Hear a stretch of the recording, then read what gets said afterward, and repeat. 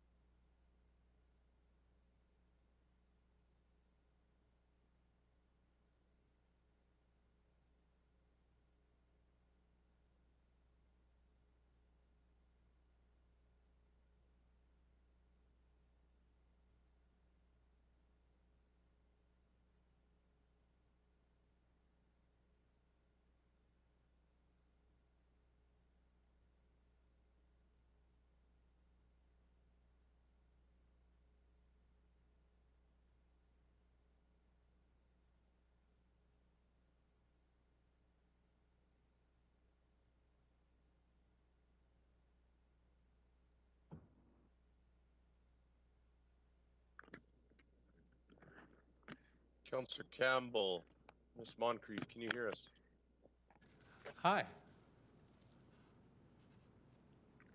What can I do for you? It's pretty quiet, Ryan, from your end.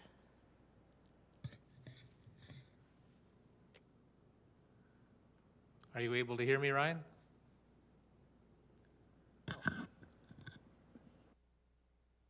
That's a no.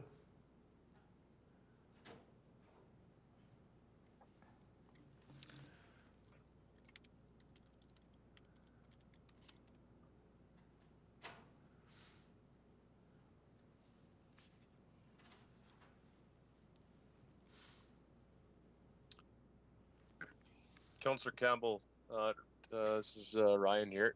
Yes. Can you hear us in the chamber? Say that again? Can you hear us in council chamber okay? Yes, I can. You can hear me? Yes, we can. Okay, that's good. Excellent.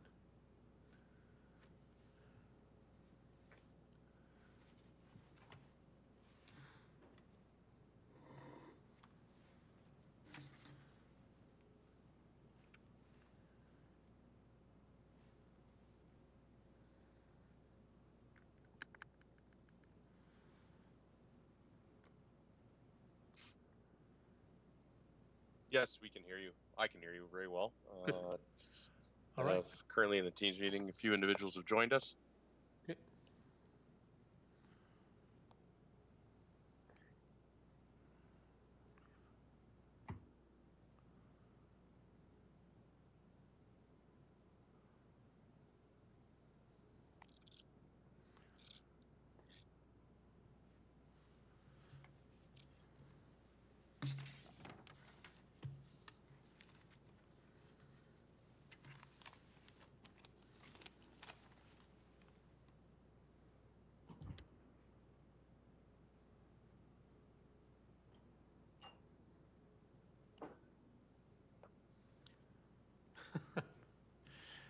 Oh, the governor, I mean, the lawyer is here. That's not a cat. That's not a cat. It looks like a cross between a cat, Councillor Carlson, and like the Mask Jim Carrey movie, all rolled into one.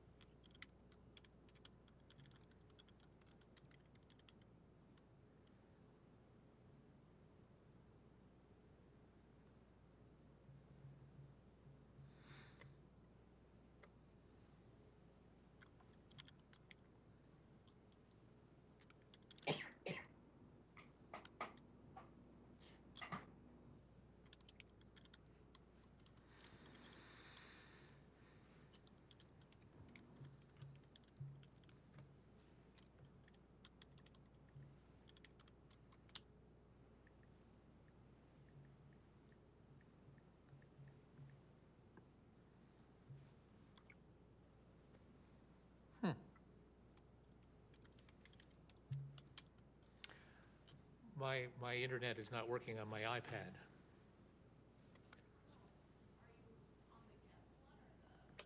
Just on my own pad. Marty's internet is not working at all, so I'm calling in through my phone, through my data. It's been an internet nightmare all day. Oh my. Okay.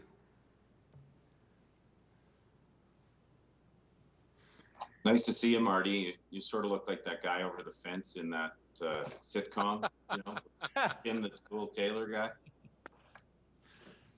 Mr. Wilson? I've been called That's it. worse. That's I've totally been it. called worse.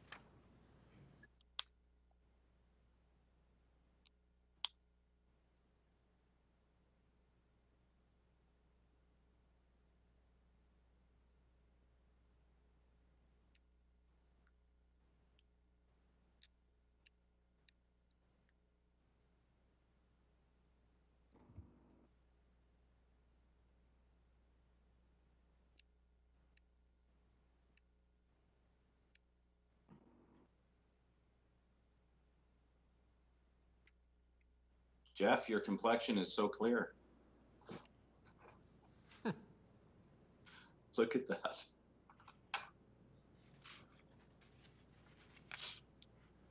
Wasn't there a music video like that? There may have been. Almost looks like Max Headroom. There's a blast from the past, yeah. I think it is 1:30, so I think we will get started, if that's okay. I'll call the Cultural and Social Standing Policy Committee open. I'm Mark Campbell. I'm the chair of this committee, so I'll be the guy, so to speak. I think we'll start with the roll call if we could. For sure. I can do that for you there, Councillor Campbell. We'll start with the committee. Councillor Carlson. Present. Councillor Hagan, or Acting Mayor Hagan, sorry. Present, sorry, wrong button. Not to worry. Councillor Campbell. Here. And Councillor Parker.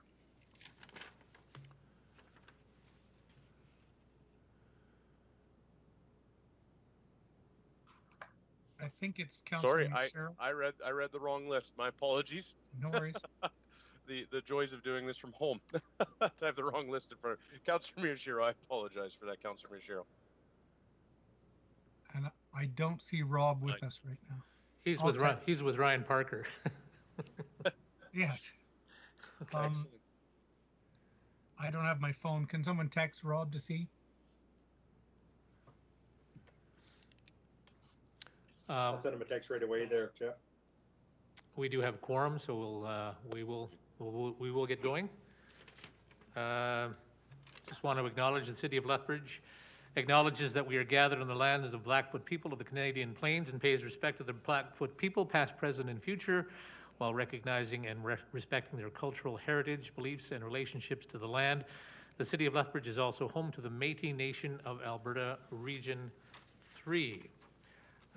We'll start with the adoption of the agenda. We can do this by consensus, I would assume. Can we do that, Ryan? Yes, you can. Okay. Anybody opposed to the adoption of the agenda? Then that is passed. We have the consent agenda.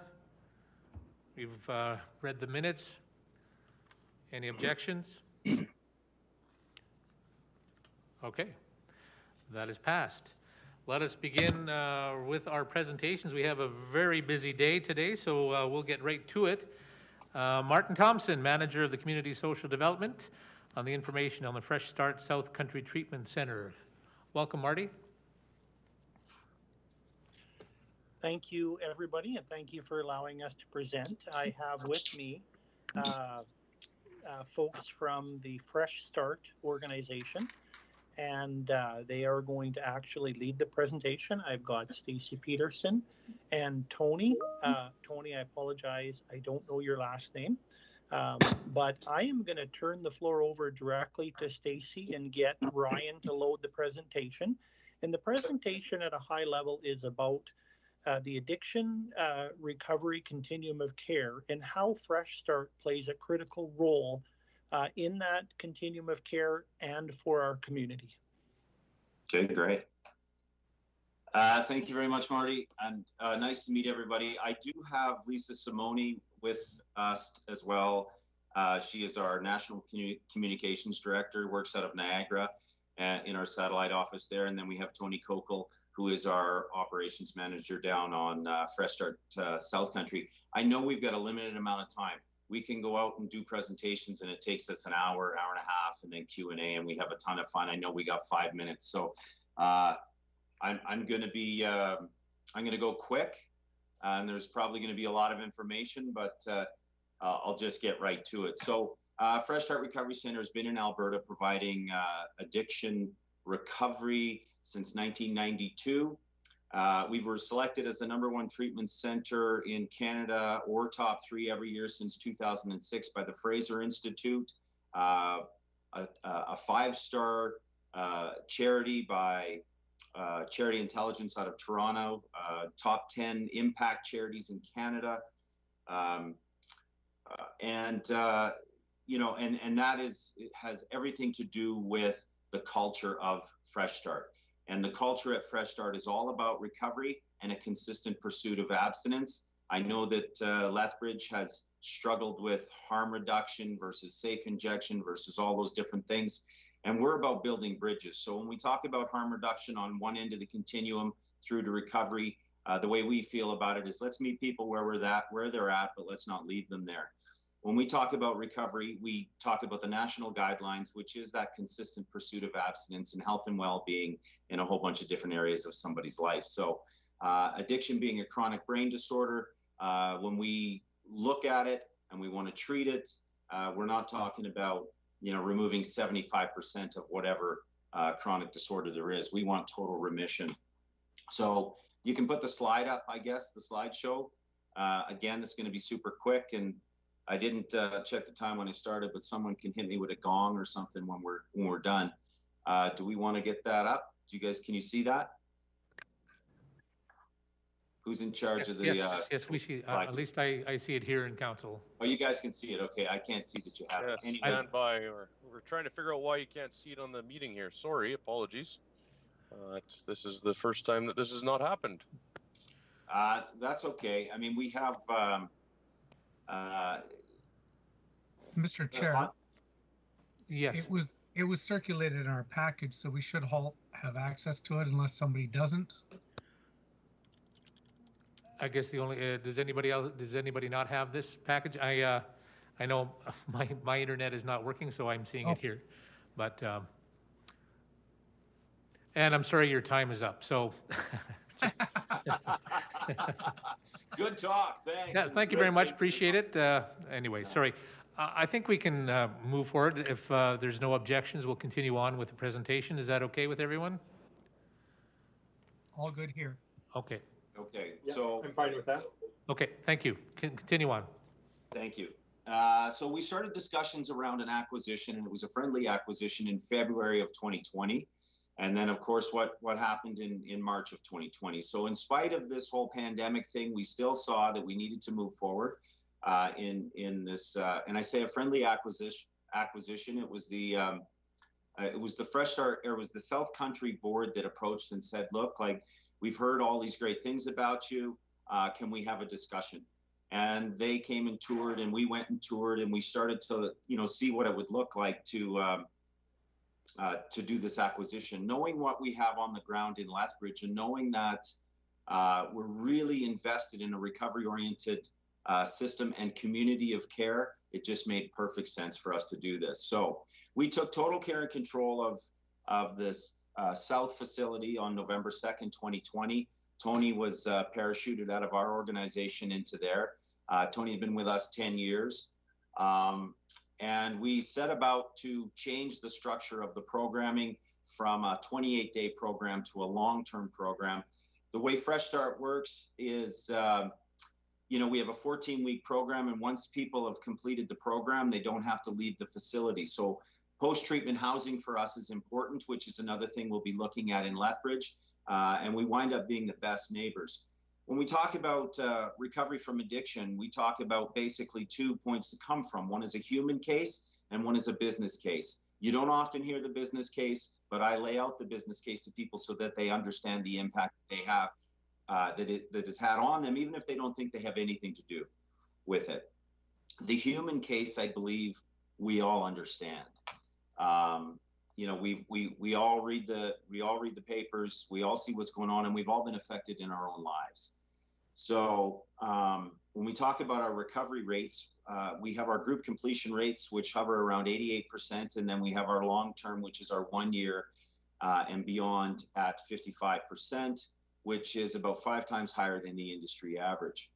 When we're talking about, and so again, that speaks to the efficacy of our program through long-term recovery treatment. Here's some of our post-treatment housing that we have in Calgary. We had a birthday meeting at Fresh Start last night, and we celebrated 78 years of continuous recovery throughout all the men and the women that were in participation. It was quite amazing. So our post-treatment housing is quite a critical component to our long-term outcomes.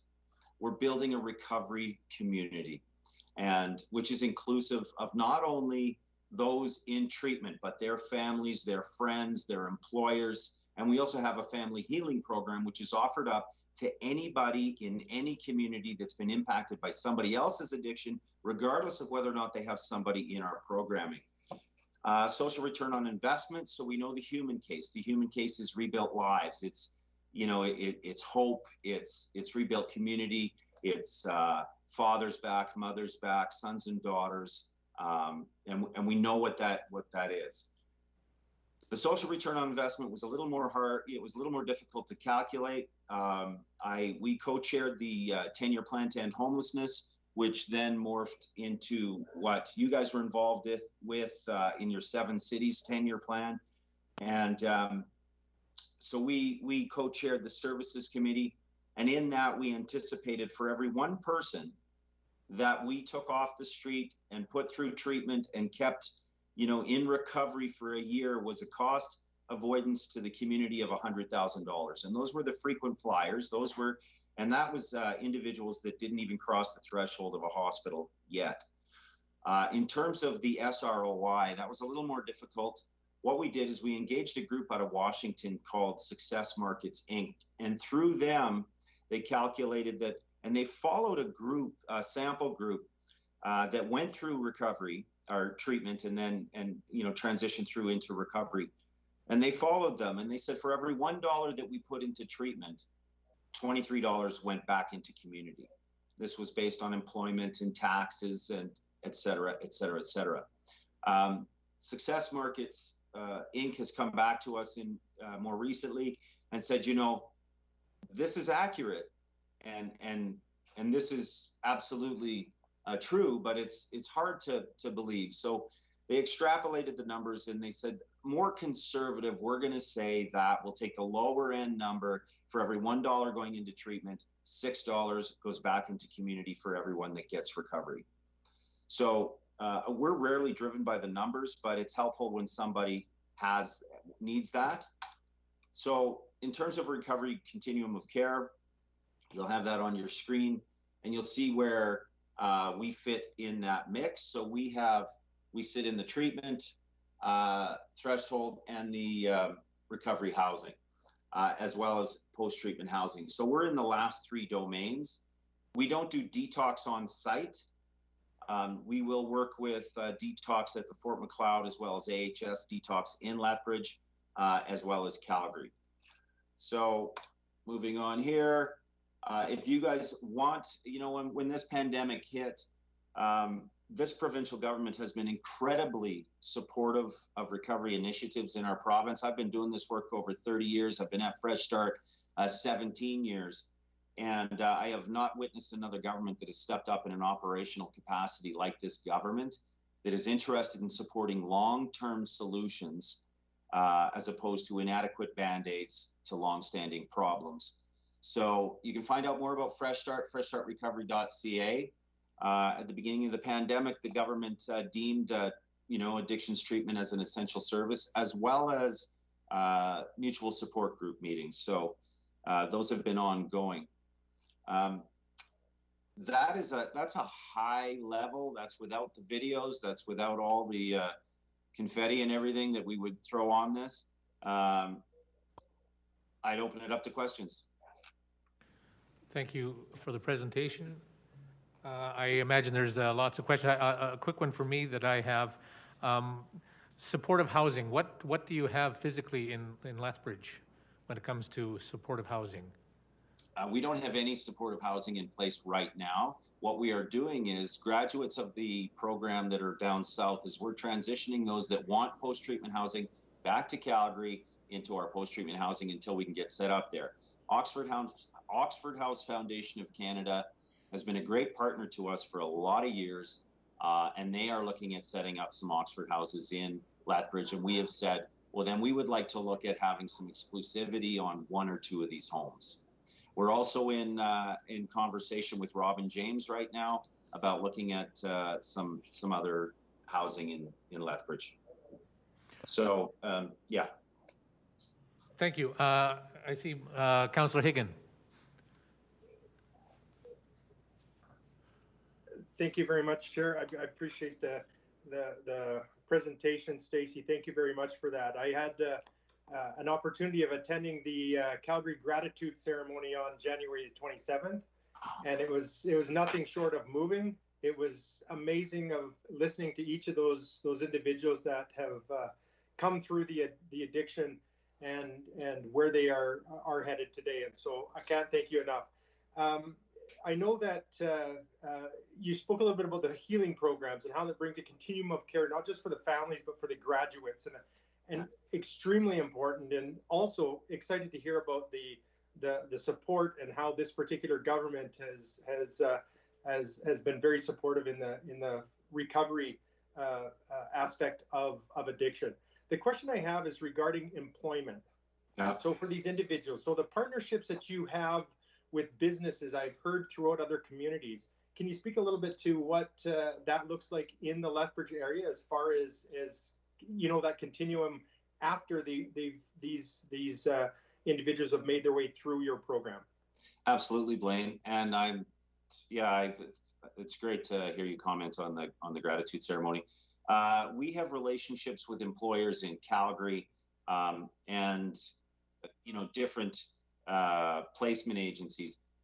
We haven't gone real deep in Lethbridge in terms of working with employers, but once the word gets out that we're there, we're going to start to do that. As a matter of fact, Tony and I were in a hardware store, and we were up at the till, and we had mentioned something about Fresh Start, and the person behind the till said, "We know this program, it's excellent," and actually had a family member in treatment. So that's an ongoing thing. It's about building those relationships in Lethbridge, and we'll do what we have done here in Lethbridge. So we have and the other part of that, I should add, is the lion's share of the men that have come to us have employment once they've graduated.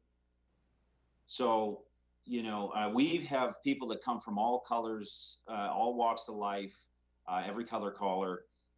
We just had an ex-Calgary Stampeder on our graduation last night, on our birthday meeting last night. We've had doctors and lawyers and engineers. Funny enough, we get a lot of engineers, and they return back to employment. Now, I think doesn't matter what program we have in place right now in 2021, early 2021, this whole pandemic thing, I think people are going to be stretched, period. There was some alumni in Calgary that launched a Recovery Works program, and they've decided to put it in dry dock for the next 3 to 6 months, depending on what happens in the community. I hope that answers the question. It does, and thank you again, Stace, for everything that you and the organization does for those in need. Thank you.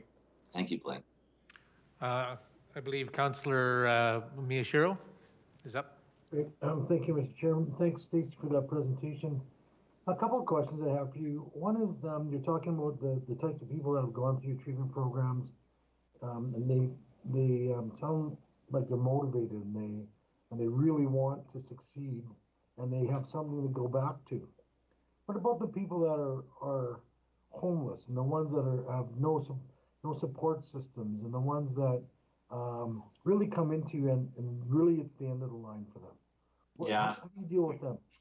Yeah. So when we look at our demographics as far as intakes, about 70% of the population that's come through to us were homeless or at risk of being homeless at one time. So the other organizations that are working on the ground, they know who we are and they're willing to do the referrals to us. The issue isn't about whether or not we will serve, it's about, do we have the capacity?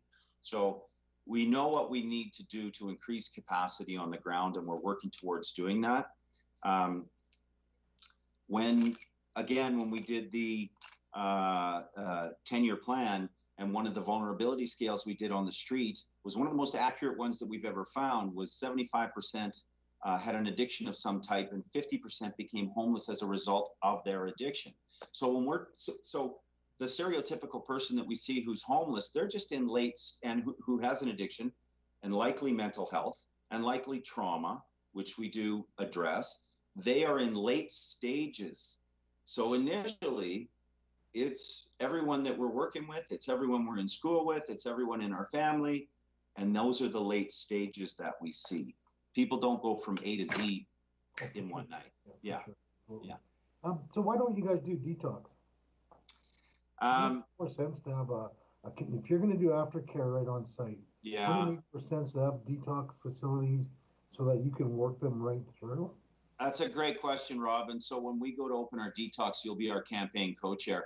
So for sure I will be. Yeah, I am dead serious, and these guys know I am. So in Calgary, we've been licensed to do, we're accredited and we're licensed, but our facility is only licensed to do treatment, and part of the land use designation, they said we can't do detox. We're in conversations right now with another organization downtown to look at a partnership for detox on their site because they're already set up. Now, when it comes to the Lethbridge facility, when we look at expansion, it's potential that the existing facility may become a detox. Right. It's a possibility. Because you're out in the country. Yeah. No one cares what you're doing out there. Yeah. Well, and you have more neighbors. You have Fort McLeod detox as well. Yeah. Okay. So there's issues. You know that there's issues with getting people to that detox. You know there's issues if they have a place for treatment and they can't get into detox or something happens. Yeah. I'm just saying I would advocate for you guys if you want an advocate, I would advocate for on-site detox. That's excellent. Okay, we're recording this, right? Absolutely. Yeah, that's awesome. Thanks, Rob. Any other questions? It's a gap for sure. Councillor Carlson. Thank you, Chair Campbell. Thanks, Mr. Peterson, and the rest of you for the presentation and information. Quick question, and forgive me if I'm just being thick. This presentation is just for our information, because as Rob just pointed out, you're in the county, I believe in the county. Right. Is it just for us to know what you're doing out there, or yes. I'm just not clear why this is in front of us today?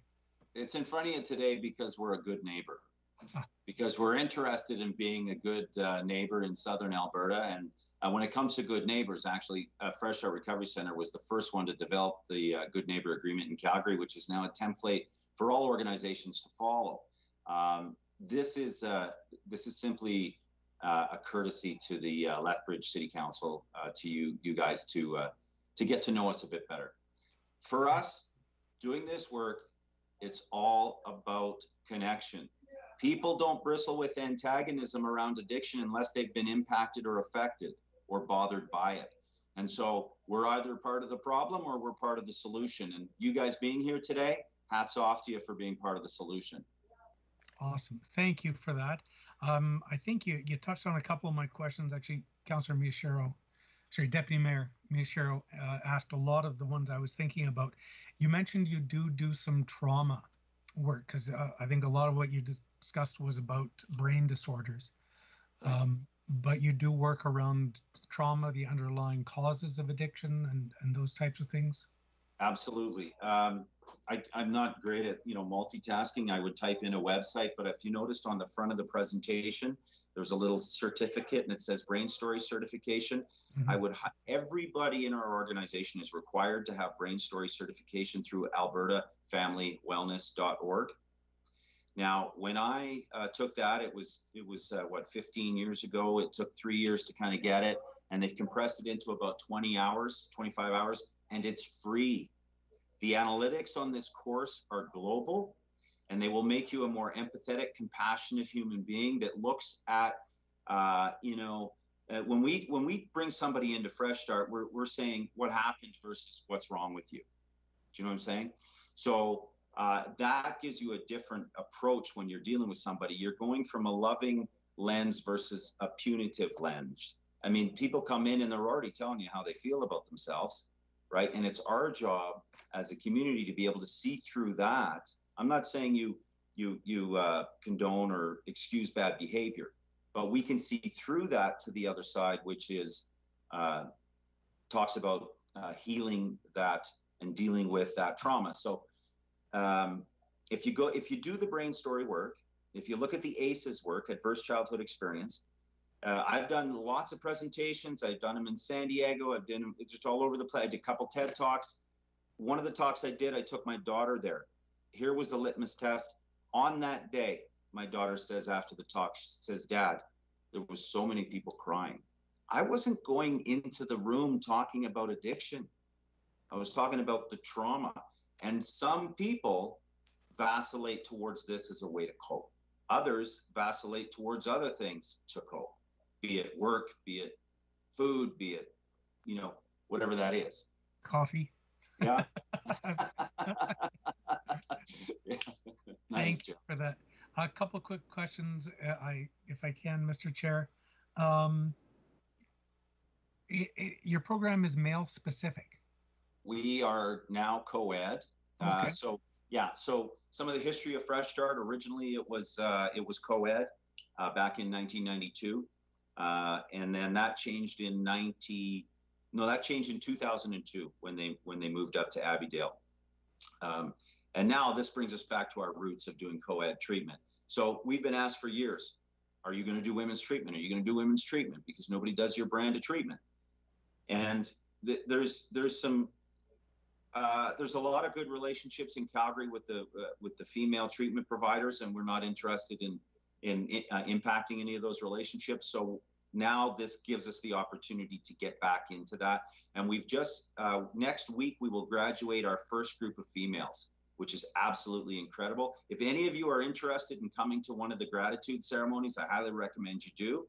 It's we've rented out Victory Church out in the county there, and so that we can physical distance. And it is a sight to see this happen. If you're interested, Lisa can put the details up. Awesome. Thank you for that. Final question. You mentioned several times consistent pursuit of abstinence. Correct. Can you unpack that for me a bit? Is that in like strictly enforced if somebody falls off the wagon, so to speak? I absolutely will. So though that language is taken from a national commitment to recovery that 50 organizations across Canada, I was there, Lisa was there, and to get 50 organizations to agree on what recovery is. And in that definition, we said there are many pathways which involve a consistent pursuit of abstinence, and then a whole bunch of other language. And we can send that out to you as well. So again, when we talk about addiction, irrefutable science as a chronic brain disorder, okay? And the old argument was nature nurture. It's your environment, it's your genetic predisposition. Turns out, again, irrefutable science, it's both. Your environment, traumatic, can change your brain chemistry, thereby making you more susceptible to addiction. You can have a genetic predisposition, or you can win the lottery and have both. So if you took your mother to the Cancer Society and said, hey, you know, I mean, she's got lung cancer, could you get rid of 75%, please? We'd like to keep 25. They'd look at you a bit sideways, right? When it comes to addiction, we're talking about, and I'm not saying that this excludes harm reduction, because we do some opioid agonist therapy within Fresh Start, like Suboxone and that, but our end goal is abstinence. Yeah. Right? As you know, as opposed to a lifelong commitment of maintaining. And if you don't have the right people in place to help facilitate recovery, your chances aren't going to be great. I spoke at an opioid conference in Ottawa. So this is the opioid conference. I'm the only abstinence guy there. Can you imagine how that went? I was like the sheep in the, you know what I mean? It was quite something. I spoke, it went well. We all want the same things. We got to build some bridges. This guy's the longest using opioid methadone user in Canada. He's been on it since he was 13 years old. He's 63, wealthy family, etc. He comes up to me, and with all the earnestness of a dying man, he looks at me. All the cameras are gone, and he says, I just want to know what it's like to have 5 days clean before I die, off of everything. That was sad. To me, that was sad. So I'm very heartened by this government and by the recovery movement across Canada. If you plug into that recovery movement, because it's real, it is attainable, and it is absolutely sustainable. We prove that. All our team, aside from down south, I think we've got, so out of 60 employees, at least 50% of our employees are in recovery. And all but 2 at Fresh Start Calgary are in recovery, including myself. And that's as well as being a social worker and accounting and all that. And I'm coming on 34 years in a row, Jeff. So it does work. Thank you for that. Mr. Chair, I do have a couple more questions, but I can hop out if anyone else had questions. I believe Mr. Thompson wanted to chime in here. Mr. Thompson? You know, I was just going to follow up to answer Councillor Carlson's question on bringing Fresh Start here, and it was part of the overall community well-being and safety strategy, which, as you know, we've presented on the addiction continuum of care, on creating that complete package of services for our community to help those folks in need. Everything from the harm reduction of the OPS or the SCS, to the shelter, to the detox program, to the permanent supportive housing under the harm reduction model. And then, of course, the hope is to get those folks into treatment and recovery and aftercare. Now, we can never promise or guarantee they'll get there, but it's about creating that entire system to promote success. And recognizing a clear gap in our community on the treatment piece is where we went out to build capacity and instant capacity by leveraging, tried, tested, and true infrastructure to bring to our community. Councillor Carlson, you had some more questions? I don't see anyone else in the queue. Thank you, Mr. Chair. Just a few quick ones, hopefully. Funding for this, is it, I think Councillor Michaud, Deputy Mayor Michaud may have asked something about this. Is it open to anyone, or is it like a Betty Ford, for lack of a better thing, where if you're very well off or you have a well-off supportive family, you can do it? Yeah, no, you can't. I hear what you're saying, Jeff. I have to tell you, families, employers, et cetera, are very pleased when they call and they say how much, and we say, don't worry about it. This provincial government made, prior to this government, to put it in perspective, out of our 50 beds in Calgary, we had 1 bed funded operationally. We now have 30. Those 30 beds are free to community. Down in Lethbridge, we have 20 one of our beds funded by the provincial government. So those are free to community. Yeah, and I appreciate it. Thank you. Yeah, The absolutely. final question I had, Mr. Chair, sorry I'm going on about this.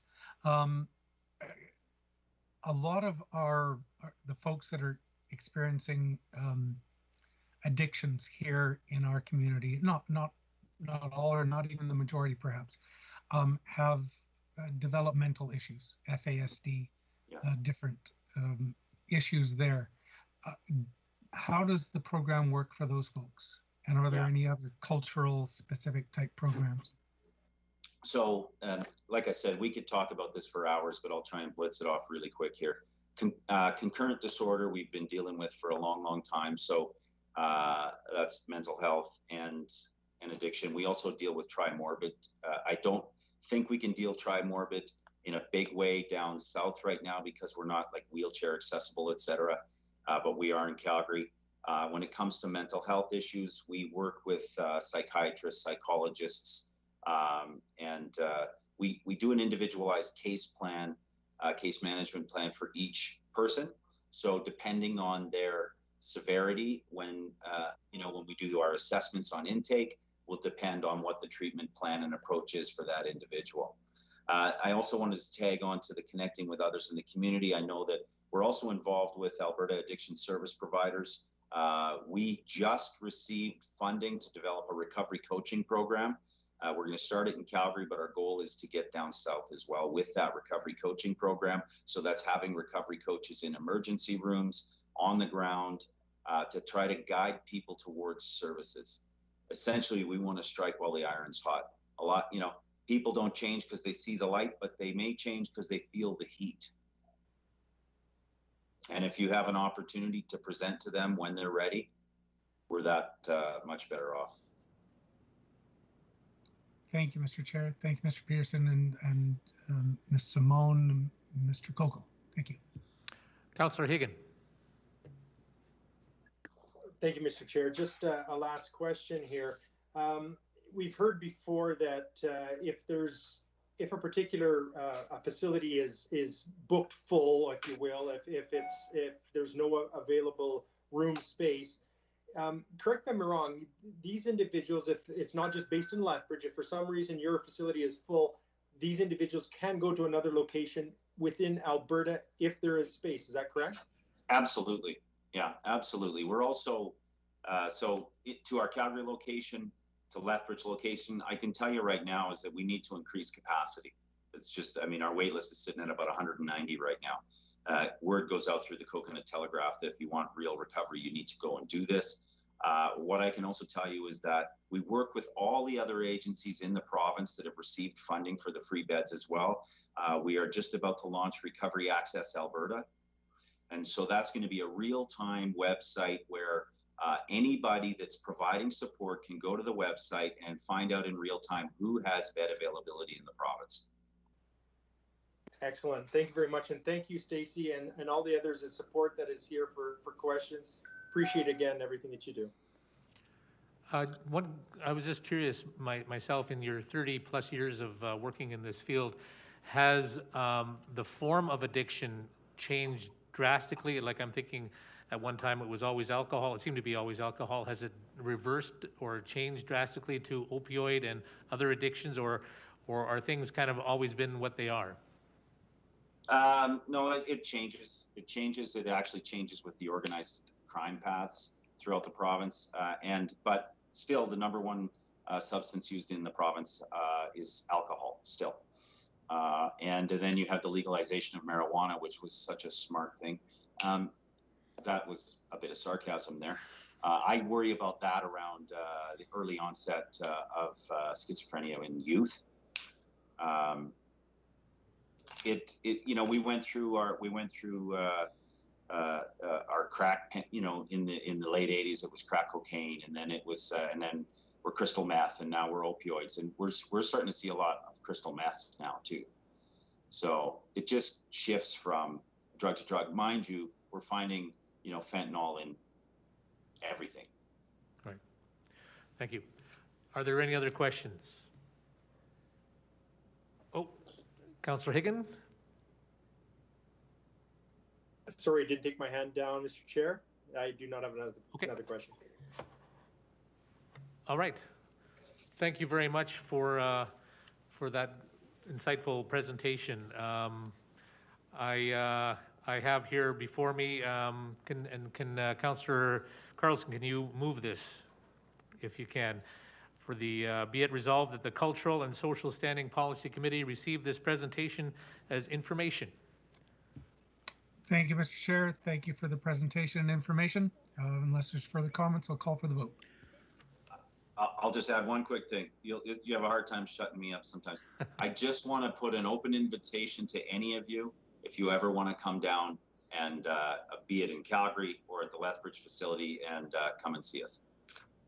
Thank you. With that, we will. We're calling for the vote. All in favor? Anyone opposed?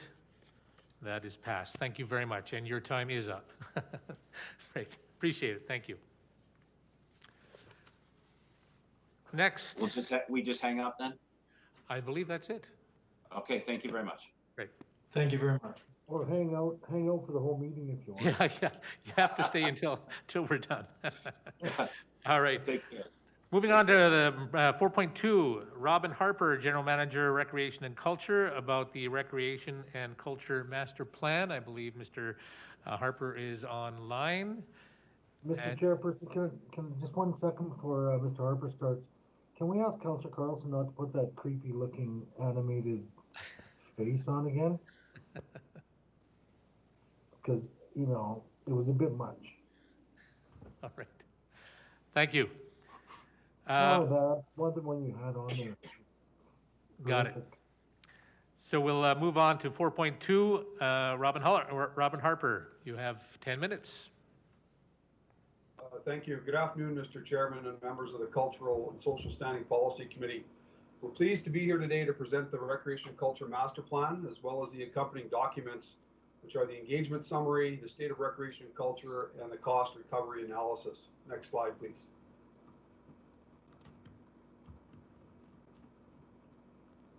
Why are we here? We're here today to report on the completion of the CIP project D36, which was the Recreation and Culture Master Plan, which will be a guiding document for the business unit for many years to come. It was also key to furthering our work in addressing some of the KPMG recommendations. We're also here asking the committee to approve the Recreation and Culture Master Plan or accept it and forward to City Council for approval. Next slide, please. This afternoon, we'll be discussing the process that we followed in the development of the master plan, the community engagement that occurred, as well as the strategic directions developed from the plan, and also the next steps. Next slide, please. I'd like to thank the Recreation and Culture Administrative team for their work on this project. We have 3 members of that group with us on this meeting. Jillian Bracken, who will be in front presenting next, Travis Grindle, and Nicole Mears.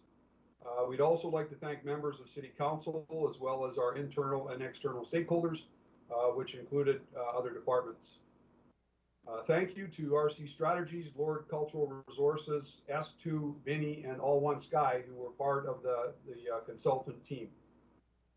With us today are Mike Roma and Steve Slavuta from RC Strategies. Mr. Roma will be taking us through the majority of the presentation.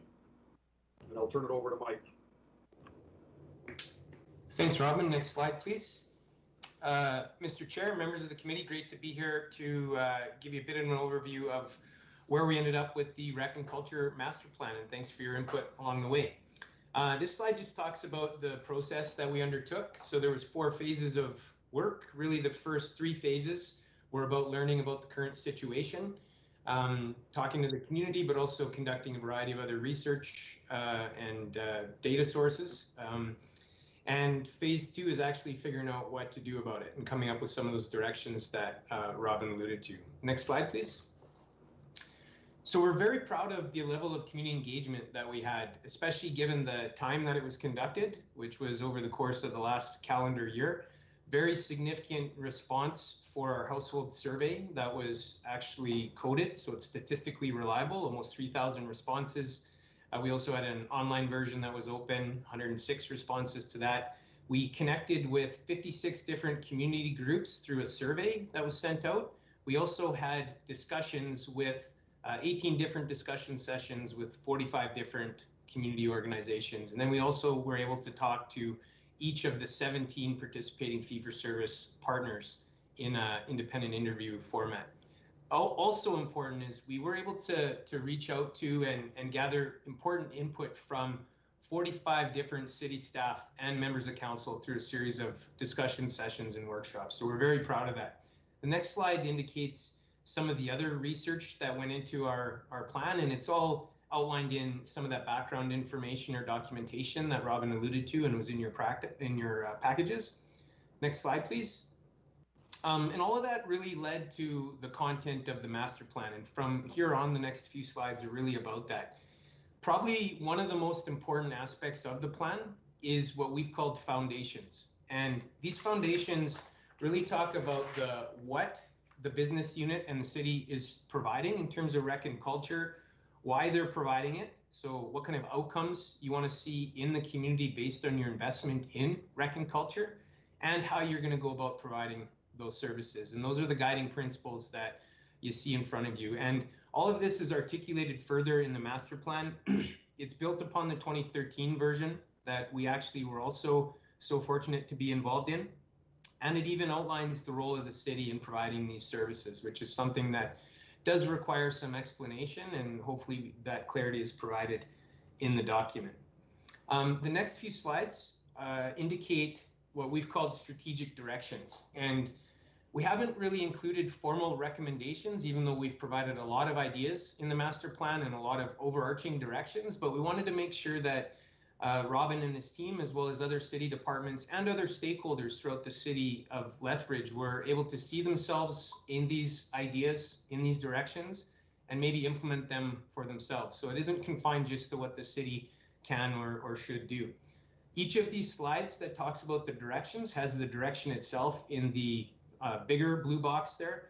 The next line of boxes shows just in general where that direction came from. So it's through engagement, through policy, and through research, data, and trends. And then the bottom icons there, those 5 icons, show how that direction aligns with something called the National Recreation Framework, which is kind of like a master plan for Canada, real important for demonstrating alignment with if you're able to get resources or support from other levels of government, or even with your peer municipalities, and just show that you're all, I guess, working towards the same end. So that first direction that was on the previous slide is just about accepting those foundations and working them into the business unit's day-to-day, as well as the city's day-to-day operations. This next one is actually about the delivery model. Sorry, I'm just on the previous one there. Thanks. Real good. 10 minutes goes real quick. The direction 2 here is about the service delivery model. So the city right now uses a variety of different tools to deliver rec and culture services, fee-for-service arrangements, grants, and also as direct provision of service through city staff. So we've provided tools in the master plan to help figure out what the best way to deliver services is, and not only to look at existing service delivery mechanisms, but also if new services are brought on board, how to go to determine what the best way forward is for those new services. The next direction, you can go to the next slide, please, is about the business unit. And it's about making sure that the business unit has the skill sets, capacity, kind of the horsepower that it needs to move forward. And because of the delivery model that you have, because of the dynamic nature of these services, that extends beyond just being kind of an expert in recreation and culture programming. It requires knowledge in managing contracts and a variety of other elements of service, and we just want to make sure that the business unit continues to have that functionality and that skill set that it needs to move forward. Direction 4 on the next slide is about partnerships, and the city already uses partnerships to provide service to move the sector forward. These partnerships could be with other municipalities, fee-for-service providers, obviously community groups, schools, and so on. So there's lots of direction in there about continuing to leverage partnerships to provide service. The next direction is actually about educating the community. So this is making sure that the community, the market of users, knows that, no, sorry, you're good there, man. It's making sure the community knows about the opportunities that are out there, which currently happens through promotions and marketing, making sure that they know about the benefits of participating in rec and culture, and also that there are programs and I guess there's mitigation out there for barriers to entry or barriers to participation. So making sure that the community knows about all of those things is very important. The next slide, direction 6, talks about the business unit, the rec and culture business unit, being a leader in the provision of rec and culture in Lethbridge. So that touches upon things like providing not only leadership, sharing this research and information that's been generated in this knowledge about the future, but also providing supports to community groups and building capacity throughout the entire delivery system. Because as you know, the delivery of recreation and culture depends on volunteers, depends on nonprofit groups, depends on the private sector, and obviously depends on the city as well. The next slide is kind of building upon that leadership notion, and it's actually suggesting that the city has a role to play and the business unit has a role to play in setting the necessary vision and direction for recreation and culture throughout the city. As an example, the city has a rec and sport policy. That policy, it directs what the city does, but also provides guidance to kind of that whole machine of volunteers and public and private sector players in the market. One of the key recommendations in this section, or not necessarily recommendations, but ideas, is developing the same for arts and culture in the community. The next slide, direction number 8, is about animating the facilities and spaces that the city invests in, either directly or through partnerships. It's about understanding what kind of preferences are in the marketplace, what kind of activities and opportunities people want to participate in, and making sure that that knowledge is driving city decisions related to that, but also the decisions of other service providers in the city. And that's an ongoing process. We've done a good job of doing that right now with our engagement and our research, identifying some of those focus areas or things the community wants to see or continue to see. But that's something that requires kind of reinvestment, re-engagement on a cyclical basis. Direction number 9 is actually about infrastructure. And this is something that's obviously very important to the city's role, because you are one of the primary providers of rec and culture infrastructure. For each of the different amenities that the city invests in right now, we've provided some specific direction. And the next slide here kind of outlines, just the next slide, please, outlines the process that we've taken in looking at those amenities. So there's 3 different steps. The first step is determining whether or not the current level of service is appropriate or not for the different amenities that the city invests in. So do we need more? Do we have the right amount, or maybe do we have too much? The next step is actually prioritizing those different amenities so that there's some clarity. If we have limited resources, which unfortunately all municipalities have limited resources, then we know which ones to focus on first in terms of getting the most social value in our communities out of those amenities. And then the third is about putting those 2 different pieces together and creating an action plan. So we've done that. We've provided the tools on how to go through each one of those steps. And one of the things I just wanted to note here is we've even included cost as a consideration. And we know that the magnitude of cost for providing these amenities is not, it's really within the purview of council. It boils down to being a capital budget decision, and we're not going to take the liberty of making those tough decisions for council in the plan. But we are going to look at the relative costs of different amenities, because one amenity can have the same level of social value as another, but could be twice as much or twice as costly. And we want to make sure that that's built into our prioritization. So the next slide talks about our key findings, and there's much more in the document about this, but this is a very high-level summary related to indoor facilities. So one of the key priorities here is ongoing asset management and rationalization, so protecting existing service levels. If a facility needs to be replaced, or reinvested in, then make those investments to protect service levels. We've also uncovered some value-added opportunities to include, if you are making major reinvestment in existing facilities or building new ones, and those are things that you wouldn't purposefully build, but you could tack onto other projects. So indoor children's play space, walking tracks, and multi-purpose spaces. And then there's two kind of major amenity sort of desires, demands, justifications out there right now. One has to do with performing arts. So I know this is something council's talked about before, and we haven't seen any indications to suggest differently than to keep discussing and planning facilities like that. And the other is indoor gymnasium and multi-court space. And that idea is less advanced than performing arts in the city, but would require some feasibility analysis, some initial detailed look at what meeting those kind of needs would entail. The next slide outlines the directions for outdoor recreation. So again, same idea with asset management and rationalization.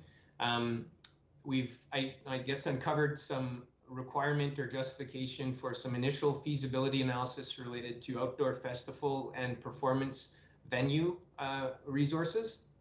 And then there's three different areas of service that we didn't deem to require immediate sort of investment or immediate reaction to, but to maybe put on the radar and monitor current utilization and see where utilization goes for pickleball and for baseball and softball and variants of ball, as well as the use of the community sports stadium. And we've even been so bold as to put in some thresholds as to when further feasibility analysis, further exploration of enhancing capacity might be required if certain thresholds are met. So that kind of provides an overview of the content of the plan, and I'm just going to hand it back over to Robin to complete the presentation. Next slide, please, Ryan. So as part of this, we recognize some of the recommendations that were put forward in the KPMG fiscal and operating review could be incorporated into the recreation culture master plan process. And these included those items that are listed on this slide. And we've been able to incorporate those as I mentioned. So we did, it was a very useful tool to also to check off some of the KPMG recommendations. Next slide, please. So our next steps, we're going to close the loop with the community. We're going to reach back out to the groups and the organizations that we engaged with to provide some information on the master plan itself. We're going to communicate the key findings and the directions to stakeholders, partners in the community. We're going to have new policies and some policy change recommendations coming forward in relation to this, as well as continued work with our delivery partners to ensure alignment and support. Next slide, please. That's the end of our presentation, so we're open for questions. Thank you, Mr. Harper and Mr. Roma, sorry, appreciate that. Tony Roma? I was going to quickly ask, you were doing this study and doing all this compilation, Mr. Roma, in the middle of a pandemic. What, if any, did the pandemic have to do with how everything you came out at the end of it all? Does that sort of make you want to pivot in certain instances, or, I mean, the pandemic happened, we'll deal with that as it is, but anything, cause you to kind of say, well, let's think of something if this happens again? That's a great question. And I think a lot of the fallout from the pandemic is still yet to be seen as it relates to rec and culture service delivery. But I can say I was very surprised, pleasantly surprised at the level of engagement we were still able to achieve and the level of support for these kind of services that we heard in that engagement. Because remember, that was conducted like in the, while the Band-Aid was kind of being ripped off a little bit, or right in the intense periods. One thing I can say that, and it sort of was apparent in the engagement that was provided in this project, but I've seen it in other projects and just in general in the sector, is that there does seem to be an enhanced value and relevance of these kind of services now that they were taken away, or they continue to be kind of taken away and given back a little bit. I think it's creating more sort of pent up demand and support for having these services. And I think that'll bear out into the future, at least in the recent or the short term anyways. So I think we did mention, like, we talk about the pandemic, we talk about public health in the report. We didn't want to be too specific about the pandemic situation, because we want this document and these directions to carry you forward into a place where hopefully we're not talking about the pandemic all the time and it's not impacting us as much as it is right now. But it's definitely something that will impact the provision of these services. And again, probably the best takeaway is just the level of engagement, support, and interest we had in our planning process during the course of it. Good. Thank you. Did you pay much for that jersey behind you? It was a silent auction, and it is signed. I know you're worried about that. Very good. Councillor. Thanks. I was just going to comment on that, Mark. Is I'm liking that bear jersey that I see in the background. Sorry, I had to add that in. Thanks. Councillor Carlson, you had your hand up. Thank you, Mr. Chairman. Thank you, Mr. Roma, for the information. Thank you, Mr. Harper, for taking us through it. A couple quick questions. What is the timeline necessary on getting this report to council? Is it to help us inform CIP decisions, or what is the timing on this? I don't think it has any specific CIP implications at this time, Councillor Carlson. And I don't believe there's anything in here that is really urgent to get in front of council. Our plan is to, our hope is to have this going to the next council meeting for their approval or acceptance, however that goes. But I don't think there's anything that is urgent in this that needs immediate attention. Okay, and thanks for that, Robin. The reason I'm asking is because at the top our options are to approve it and send it to council for their approval, but then at the very last it talks about next steps, closing the loop with community. And I'm just wondering if that's a cart before the horse type thing, or if that work has been done. The reason I'm thinking is maybe take it out to the community, the stakeholders that informed the plan, and say, we took what you said, and this is what we heard. Is this right? Rather than taking it to council, getting our approval, and then taking it to community to close the loop. I'm just curious about the timing of that. We actually threw that question back and forth quite a bit, Councillor Carlson, on what the right timing and the right process of that would be. And one of the decisions we made, I mean, short of it being publicized last week as part of the agenda, we didn't feel it was appropriate to send this out to all of the community and the community groups prior to council having the opportunity to see it and comment on it.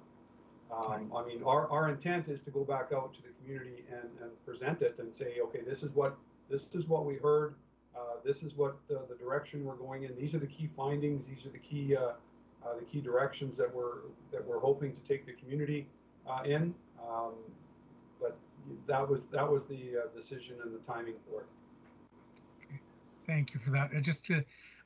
And the only reason I'm asking that question is because sometimes it's happened that the community hears after the fact and says, that's not actually what we said.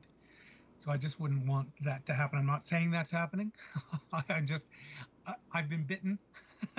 I'm twice shy. I mean, the one thing that Councillor Carlson is it has been publicized for a week now, and we did communicate with all of our groups before it was publicized to say that it's being publicized on this date. Please have a look at it. If you have any comments or concerns or questions, please reach out. And they also have the opportunity to participate in this forum as well. And I don't believe we've heard anything specific about it. So thanks, Robin. What I'm hearing is the hope is that people are paying attention they've been contacted and they can contact council directly with any concerns they have. Is that what I'm hearing? Yeah, or rec and culture as well. So yeah. Perfect. Thank you for that. And sorry, Councillor Carlson, I might just add briefly, like from other examples of our work, like when we work in other communities, sometimes we'll present and get final approval of council, and sometimes we'll get final approval and roll it out afterwards. So this isn't unusual, this approach. I wouldn't say there's a standard or the right or wrong way to do it. It's just the way that this project has evolved to this point. Okay, thank you for that. I did have one quick question. I appreciate seeing in here that it's still a recommendation to pursue the Performing Arts Center, because we're still working hard on that. So thank you for that. The question I had was when it talked about the development of additional indoor gymnasium court spaces. We just heavily invested in the ATB with the field house, et cetera, et cetera. Are we now saying that that wasn't enough? Well, you want to take that, Mike, or I can start? Well, why don't I start from the plan perspective, and then you can come from the community perspective. Because that was very expensive. Yeah. Understood. Yeah, understood. And what I would say is that those kind of spaces, when we ran our analysis, back to those 3 steps in that image I put up there, when we ran our analysis, that's one of the spaces that could warrant service level expansion or improvement or enhancement right now. It's not to say that none of this work at a strategic level is meant to prescribe anything. It's not meant to take a decision making away from elected officials or admin or anything like that.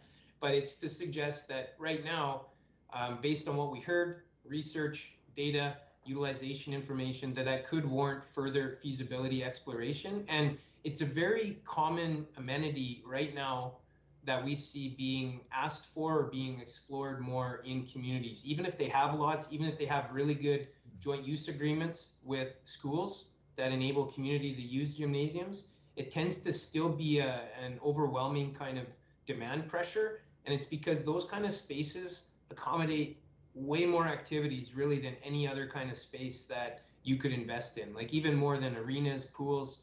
If you think about it, anything that can happen in a big open space with a floor that you know can run on can happen in there, including community events, right? So I think it's a combination of the multi-use nature of it, and just I would just caveat that this doesn't mean you need more necessarily, but there's enough there to justify doing further feasibility analysis. And thank you. And on that, and forgive me for not maybe finding it or understanding it in the report. Was there some work done on our joint use agreement? We spend a lot of dollars upsizing gyms for the community to utilize, and I'm just curious if that's... Can you say one more question? Sorry, I can shut up, Rob. I just wonder if we did any work on how the joint use agreement is working, or could it work better to accomplish that indoor gymnasium court space that apparently is so desirable. And now I'll shut up, Rob. I'll take that one. As far as the joint use goes, we didn't delve into it too much as part of this master plan. However, we are aware of ongoing concerns with lack of space, et cetera, in the community.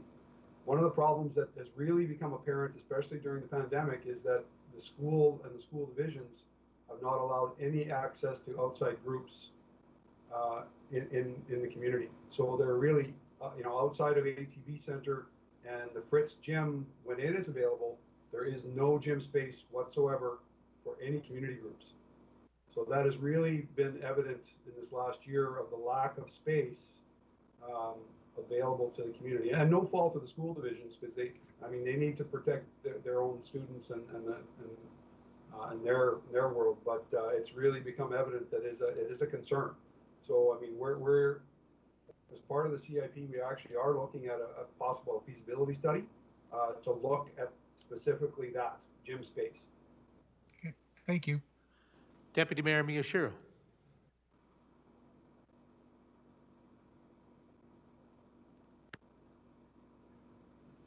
Best question yet. You're on mute, I think. Thanks about that. Thanks, Mike, for the presentation and the work you guys did, and Robin and your group. Question I have, it could be rambling, a little less rambling than my colleague, but rambling nonetheless. So when we're talking about recreational facilities within our parks, which are two different departments. So things like skateboard parks and pickleball facilities, and even some of the ball stuff you touch on is incorporated in some of our park system as ball diamonds. The question I have is when you're talking, Mike or Robin or Greg or whomever, about analyzing our recreational facilities, how engaged is our parks department? That's the first question. Well, I mean, in regards to ball diamonds, they are located in park spaces and green fields, etc. The majority of the responsibility for the spaces and the work with the groups and the usage themselves lies with rec and culture. Parks, for their role, I mean, they do some maintenance in it. They go in once a week or so to do proper field dragging, etc. But it's really the majority of the day-to-day relationship and the work is with rec and culture.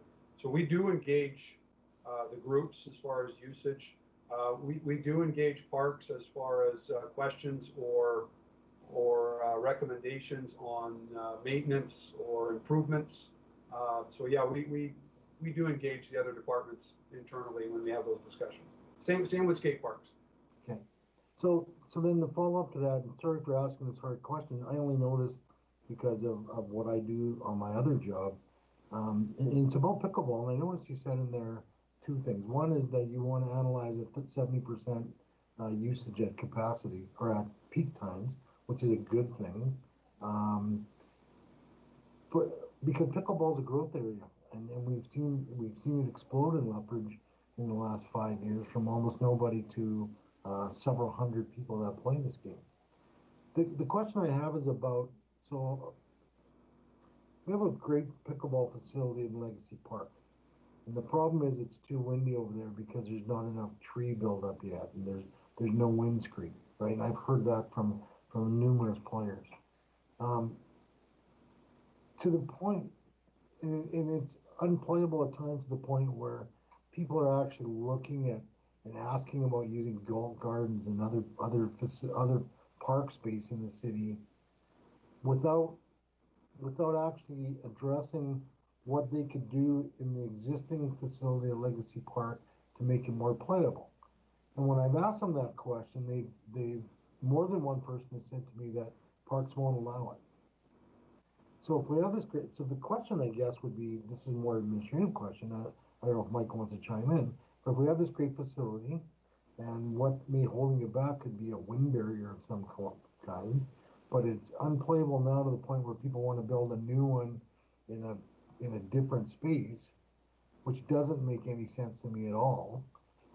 At what point does your department, Robin, I guess, Greg, do you pull in the park guys and say, hey, like, how can we make this work? We are aware of that concern, Councilor Miyashiro, and we have been speaking with the pickleball club in regards to that problem specifically as a rec and culture department. I have also had conversations with Dave Ellis in regards to that concern out there. I know that the pickleball club were consulted and involved in the design and construction of the space out there, but obviously the wind question was something that nobody anticipated completely.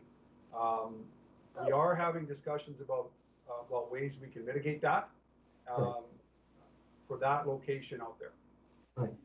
I mean, it's funny no one thought of it. They're using a wiffle ball anyone who's ever played baseball in their life knows that, what's the best time to throw a wiffle ball around because you can put more junk on it. It's when it's windy. So, anyway, go, Mike, you got it. Mike, you're yeah, Mike, you wanted to weigh in on that? I should be better at hitting the mute button, I guess. I was just going to say that that pickleball doesn't just happen indoors or outdoors rather, it can also happen indoors. And it's actually one of the activities that helps to justify that gymnasium feasibility study. And I'm just going to share a quick example from my home community. I live just outside of Edmonton, and there's a private sector. Whenever you see private sector get into recreation, it means there's enough demand to go beyond public provision, right? There's a private sector warehouse that just opened up that has just volleyball and pickleball, indoor volleyball and pickleball courts, affordable, fairly affordable access to them. But that just shows that the demand for these kind of spaces can go beyond what a joint use agreement can offer and what municipalities can offer. And one of the multi-use purposes in an indoor gym, which I guarantee would be part of your feasibility study, would be pickleball where there is no wind at all. It's hard with the wind, I know, I play it. No, absolutely. And there's a volleyball club has a base in industrial, in the Sharing Industrial Park. Right. So I know I get what you're saying. Thank you. Are there any other questions?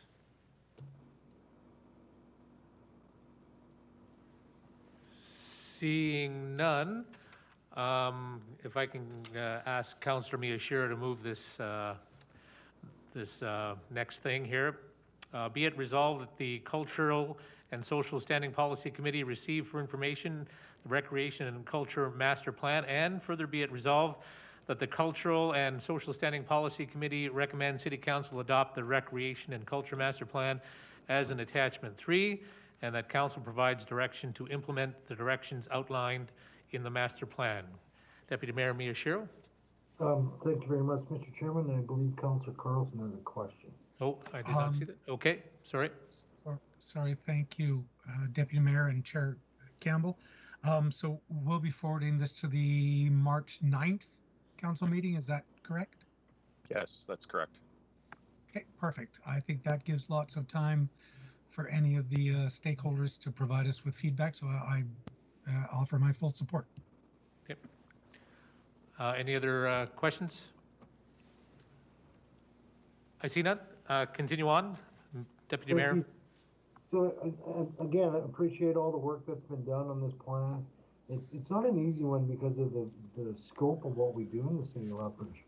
You know, for a community our size, we have a lot of great facilities that other communities would be envious of, and we have a lot of great uptake by our community in these activities. So I applaud everyone for the plan. I really like the way it's laid out. I like the recommendations.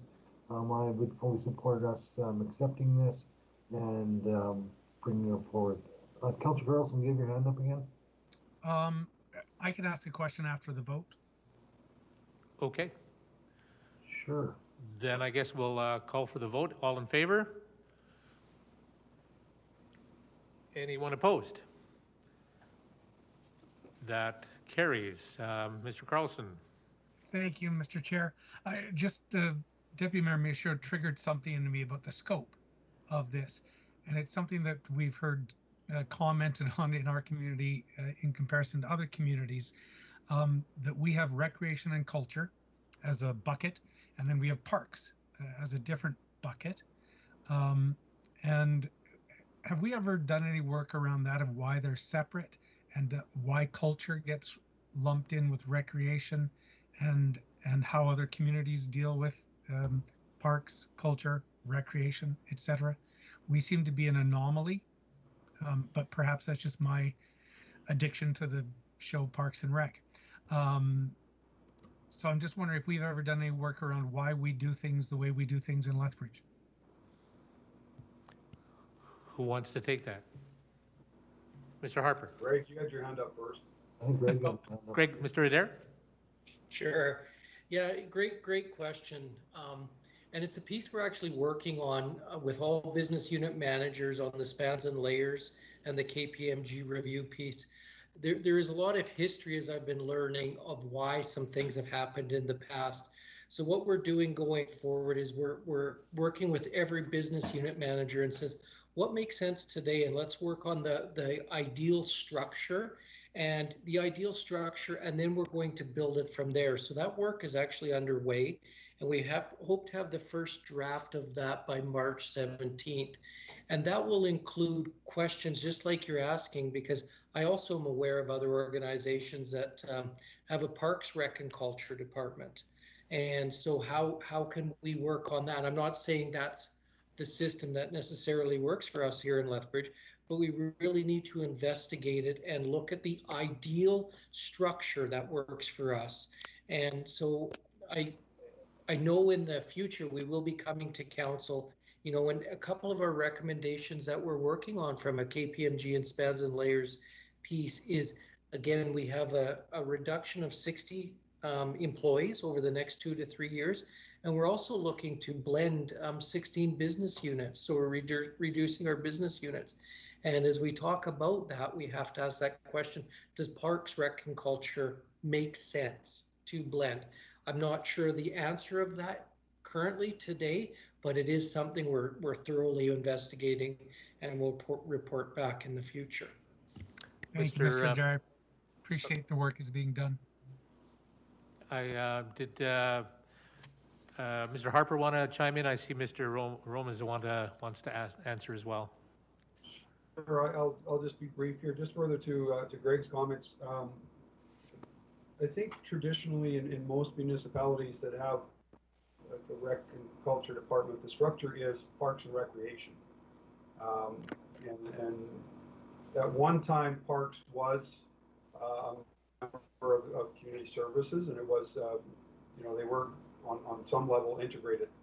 I'm not sure of the reasoning around why Parks moved to infrastructure completely, but like Greg said, we are looking at those options as far as the KPMG lens. So those discussions are taking place. Mr. Roma.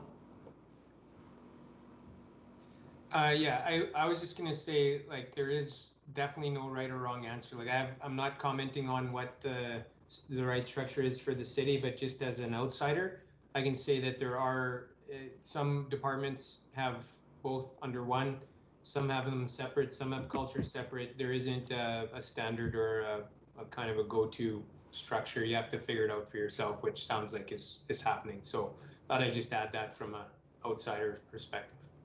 Excellent. Thank you all for that. Thank you, Mr. Chair. Thank you. Is there anything else anybody wanted to add before we say farewell to this group? Thanks.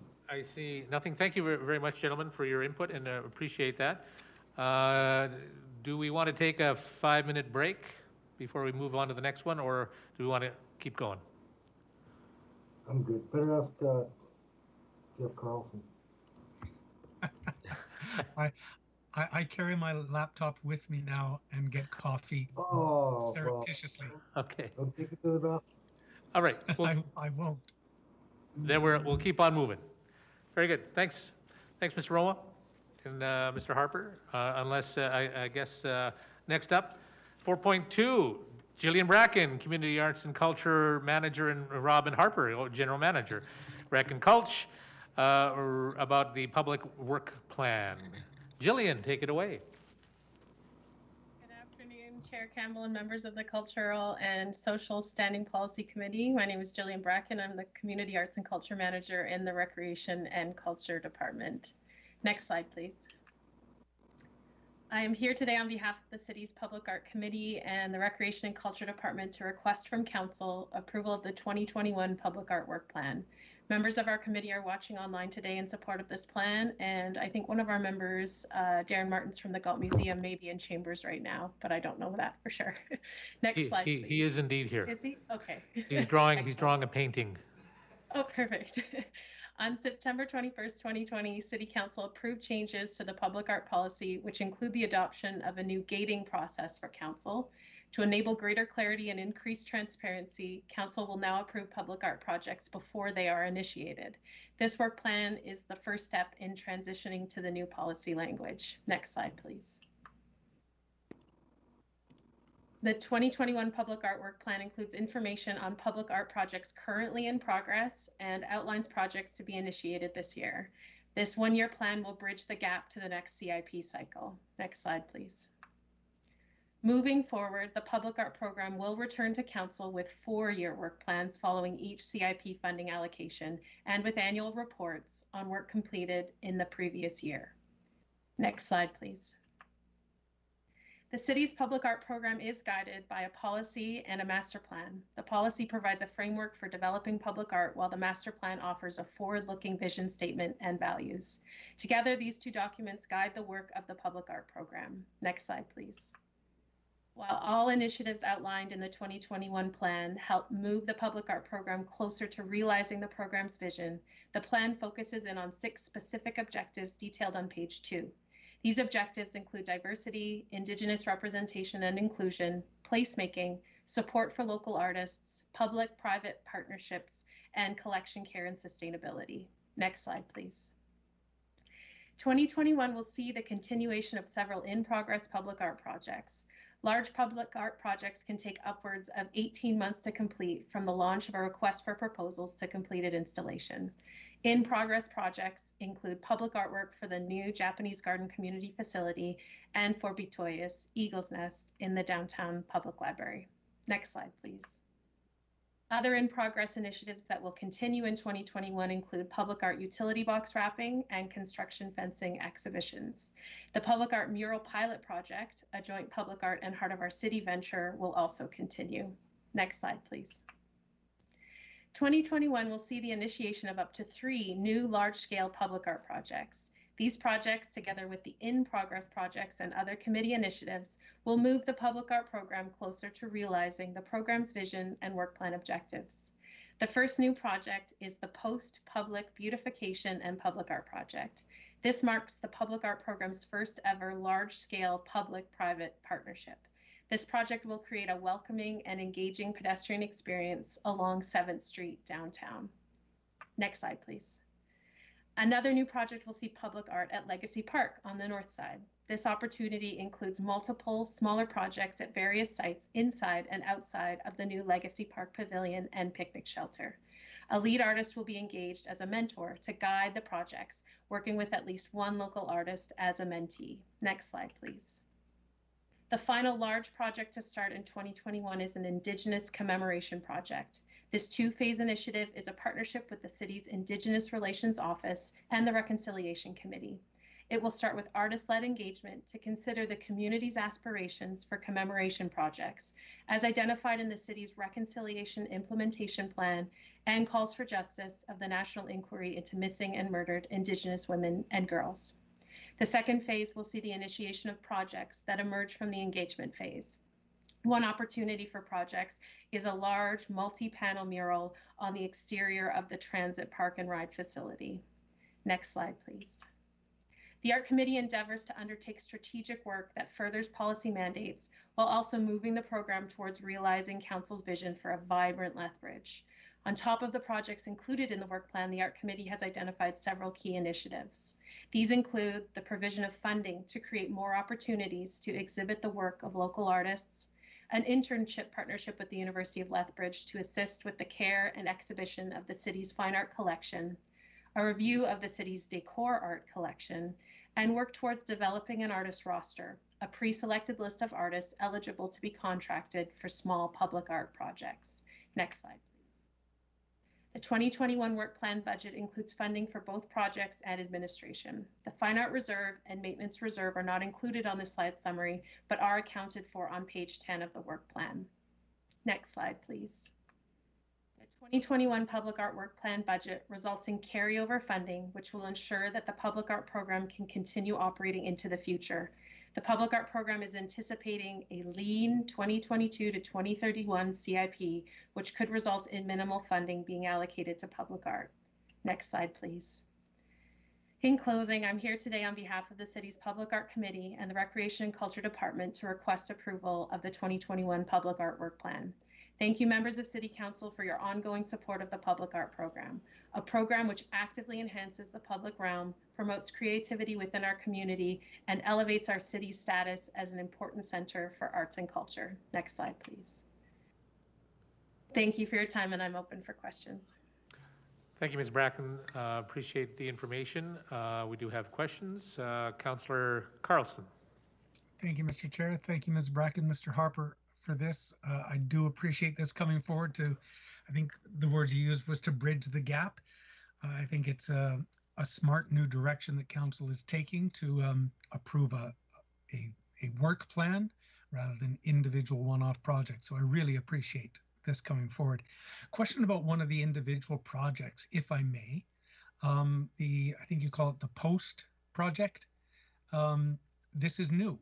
I'm sure there were some challenges working through this, but it's kind of exciting.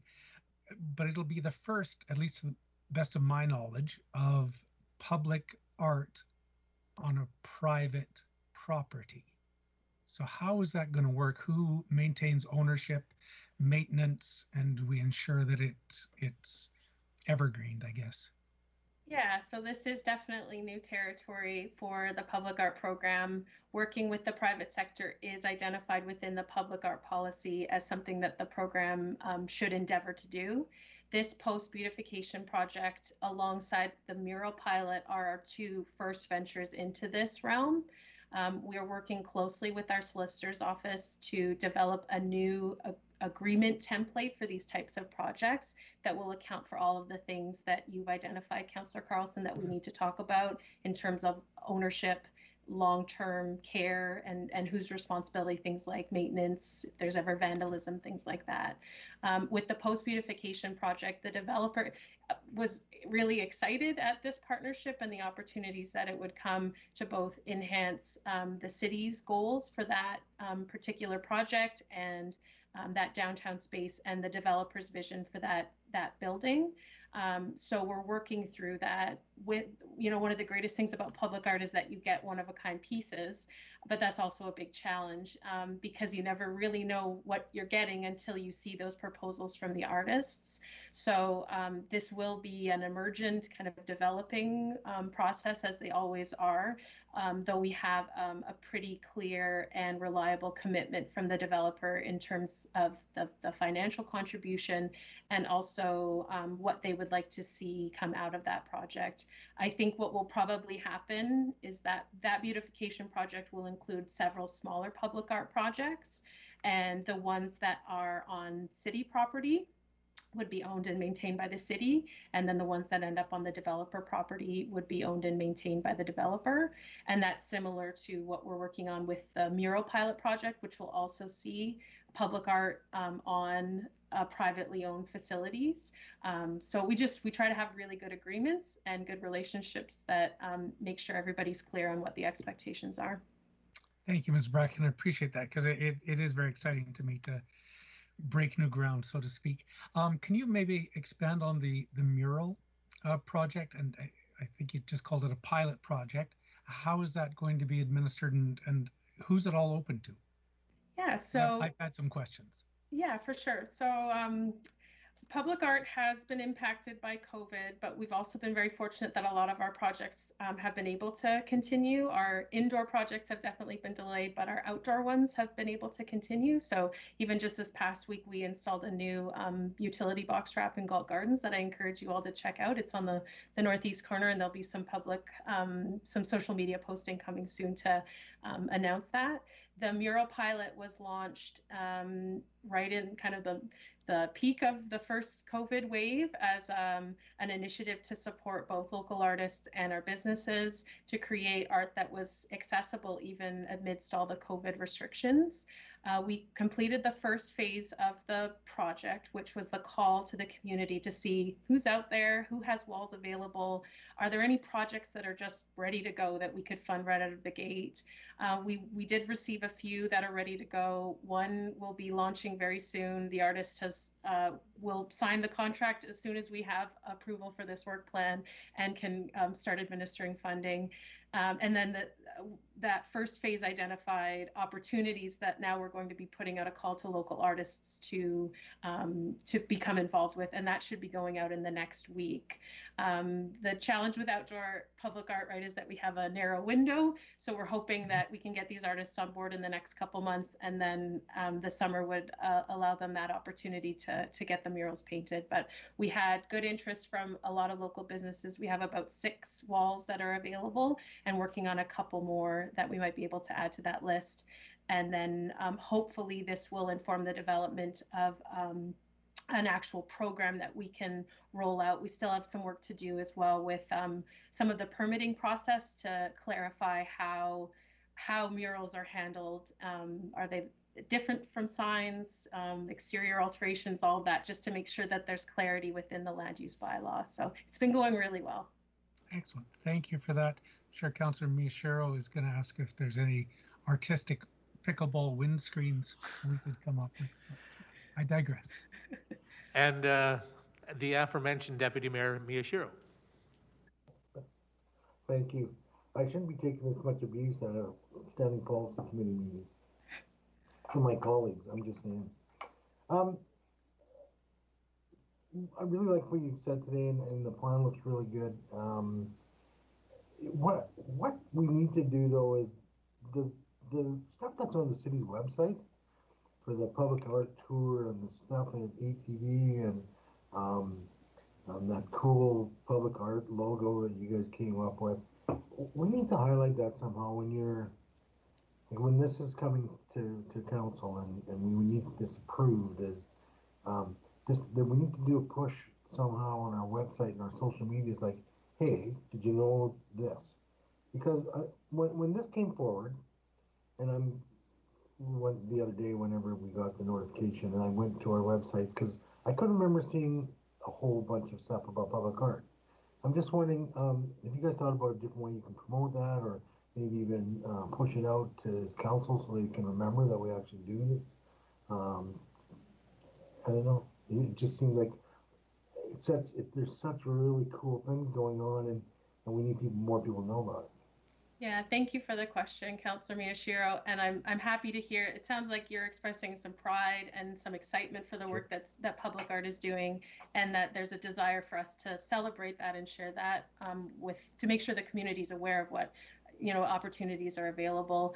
I think this particular work plan is a milestone for us that once, assuming that we can get it approved and move forward, will kind of set a new trajectory for the program. And I'd agree that promotions and communication with the community needs to be a priority to help us succeed and to make sure that the community is aware of what's going on with this program. We have a new website that has been developed. It just hasn't been launched yet, and some work to do to update the website once we confirm kind of all of the new direction with the program. So we will do our best to better represent the good work that's happening within the public art program moving forward, and to make those changes so that the community is better aware of what's going on. That point it's well taken. Great, thank you. And I do appreciate that, because I know there are some of my colleagues on council aren't really big on public art, and I think if we can see the positive impact that the public art program has on the community, it'll certainly help influence more of it going forward. And anything we can do to broaden support for public art within council, we are happy to do. So thank you. Yeah, thank you. And just on that, I mean, having been around the scene for quite some time, the international, national, and local artists are just so impressed with the art movement that we have here in Lethbridge. That's fair to say that, is it not, Jillian? Absolutely. For a city our size, we have a very successful public art program that features the work of a lot of prominent and respected local, regional, and national artists. And I think this work plan will help us build upon that. And I think it's something definitely that as a city we can be very proud of. Very good. Are there any other questions? Seeing none, if I can ask Councillor Carlson to move this next resolution, please. Be it resolved that the Cultural and Social Standing Policy Committee receive this presentation as information, and further be it resolved that the Cultural and Social Standing Policy Committee recommend that City Council approve the 2021 Public Artwork Plan as an Attachment 1. Councillor Carlson. Thank you, Mr. Chair, and I'm also assuming that this will go to the March 9th meeting of Council. Yes, it will. Sorry. Thank you. Muted there. No problem. Thank you for that. And again, I just want to echo that I think this is a milestone. It's something council wanted to get to, and this will bridge the gap between now and our upcoming CIP, when the next council will have the opportunity to approve, I think, what will be a 4-year plan. So this is a baby step forward, but a good step, and I'd like to ask for my colleagues' support. Any other comments? Any debate? Or just the question? Question is called. All in favor? Anyone opposed? I see none. That passes. Thank you very much. Shall we continue on? Then we shall. This is 4.4. Ross Gilgore, Community Planner, request for a decision to initiate the process of designing the Lance residence as a municipal historic resource. Ross, are you here? I am. Thank you, Councillor. Thank you.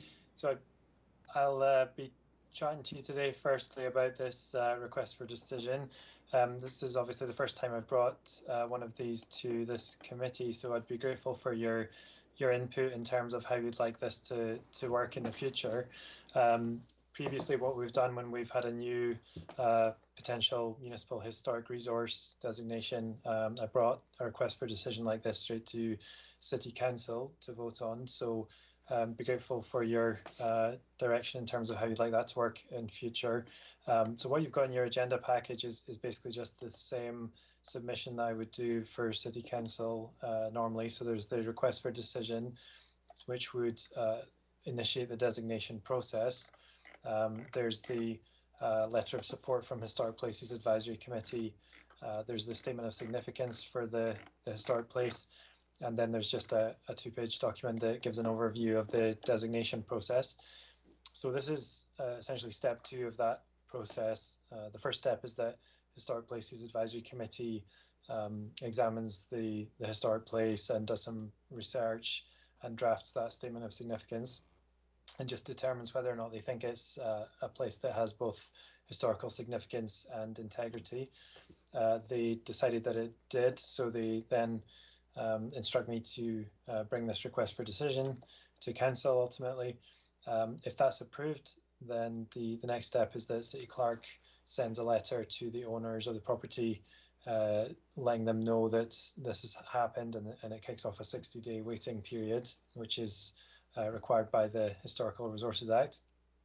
If there's no objection from the owner within those 60 days, which we certainly wouldn't expect given that they've applied for this designation, then I can bring a designation bylaw before City Council. If that passes, then the property becomes designated. City Solicitor adds that designation to the title, and I add the property to Alberta's Register of Historic Places.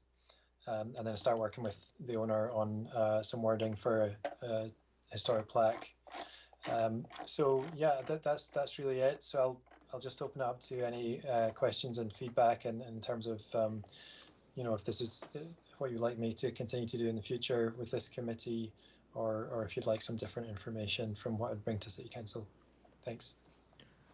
Thank you, Mr. Kilgore. Any members of council have a question? Any comments? No, thank you for doing this.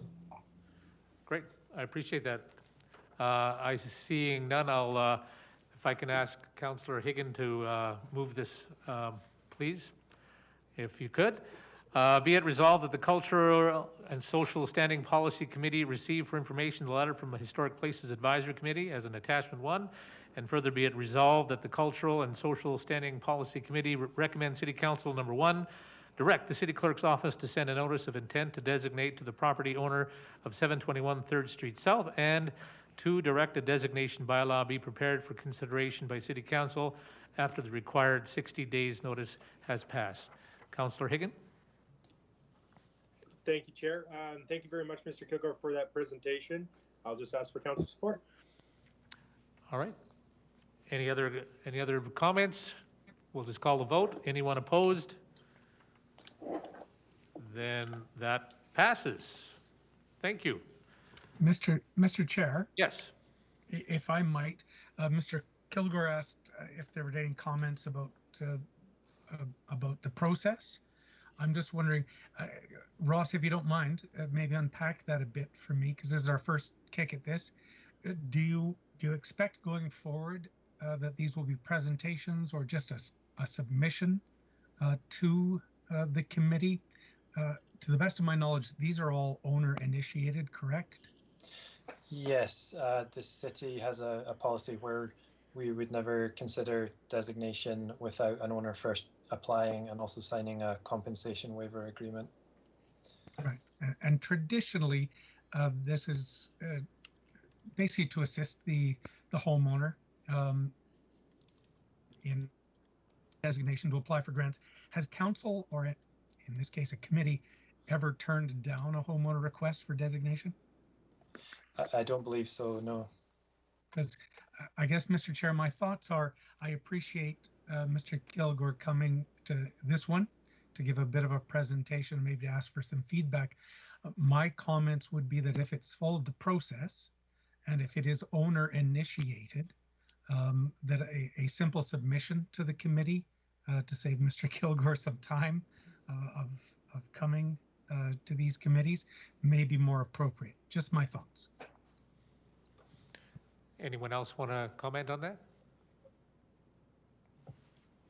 Yeah, thank you, Mr. Chair. I agree with Councillor Carlson. I think that's a great idea as to come as a submission for sure. Yeah, I agree as well. And I have to also agree. Thank you. Not that we don't enjoy seeing you, Ross. Thank you. So that is adopted, and we'll move to 4.5. Mr. Kilgore, you're still here, community planner. We're the Heritage. Mr. Chair. Yes. Mr. Chair, can I just jump in for a second? You bet. I just want to take a brief moment here, and I apologize. I'm not in the chamber, and Ms. Moncrief is. I know there was one or two public members there. Do we have no registered members of the public that wish to speak to any of the items? But just in case anyone does come in, I just want to ensure that we do extend the ability for them to participate in any discussion on this, as the SPCs are open for public participation on any item. Just a general reminder to yourself and all members of this committee, as well as all attendees right now, of that. If any questions about that, I can speak to that for you. A little late, we're halfway through now. And there is nobody in the chambers. There's nobody. Excellent. Thank you. So we're good. Thank you, Ryan. So 4.5, the Heritage Management Plan Update Project. Mr. Kilgore, you're back. Thank you, Councillor. And I'll just jump right in. I'm going to be talking to you about the current Heritage Management Plan and why we want to update it. And then I'll give you a bit of an overview of the plan that we have for the project. So next slide, please. So our current Heritage Management Plan, which looks like this, was adopted in 2007. It was our first, or is our first, Heritage Management Plan. If you read it today, you'll see that the way it's worded is essentially like a set of recommendations and options in terms of how we can set up a heritage program. So it's obviously a little bit out of date in that sense. It was completed obviously before we had established the program that we have, before we'd designated any municipal historic resources. And it doesn't make any mention of Indigenous heritage. So that's kind of one of the main reasons we're looking at an update. Next slide, please. So since that current plan was adopted, we've seen a fair bit of evolution of our heritage program. So the Heritage Advisory Committee became Historic Places Advisory Committee. A couple of years ago, we expanded the membership. So originally it was just 3 members, which was a member at large, a member of the Lethbridge Historical Society, and an architect or someone with architectural expertise. We expanded that to add an Indigenous representative and a traditional land use expert or someone with archaeology or anthropology expertise. So currently we have those positions filled. We have an excellent Indigenous representative, Kamina Weasel-Moccasin, who has a degree to do with Blackfoot heritage. She has worked in various heritage sites, including being on the team that got the Writing on Stone Provincial Park, UNESCO World Heritage designation. And then for that other position, we have an anthropologist from the University of Lethbridge who has a lot of background expertise in Indigenous heritage as well. So we've got a great team on HPAC right now. Next slide, please.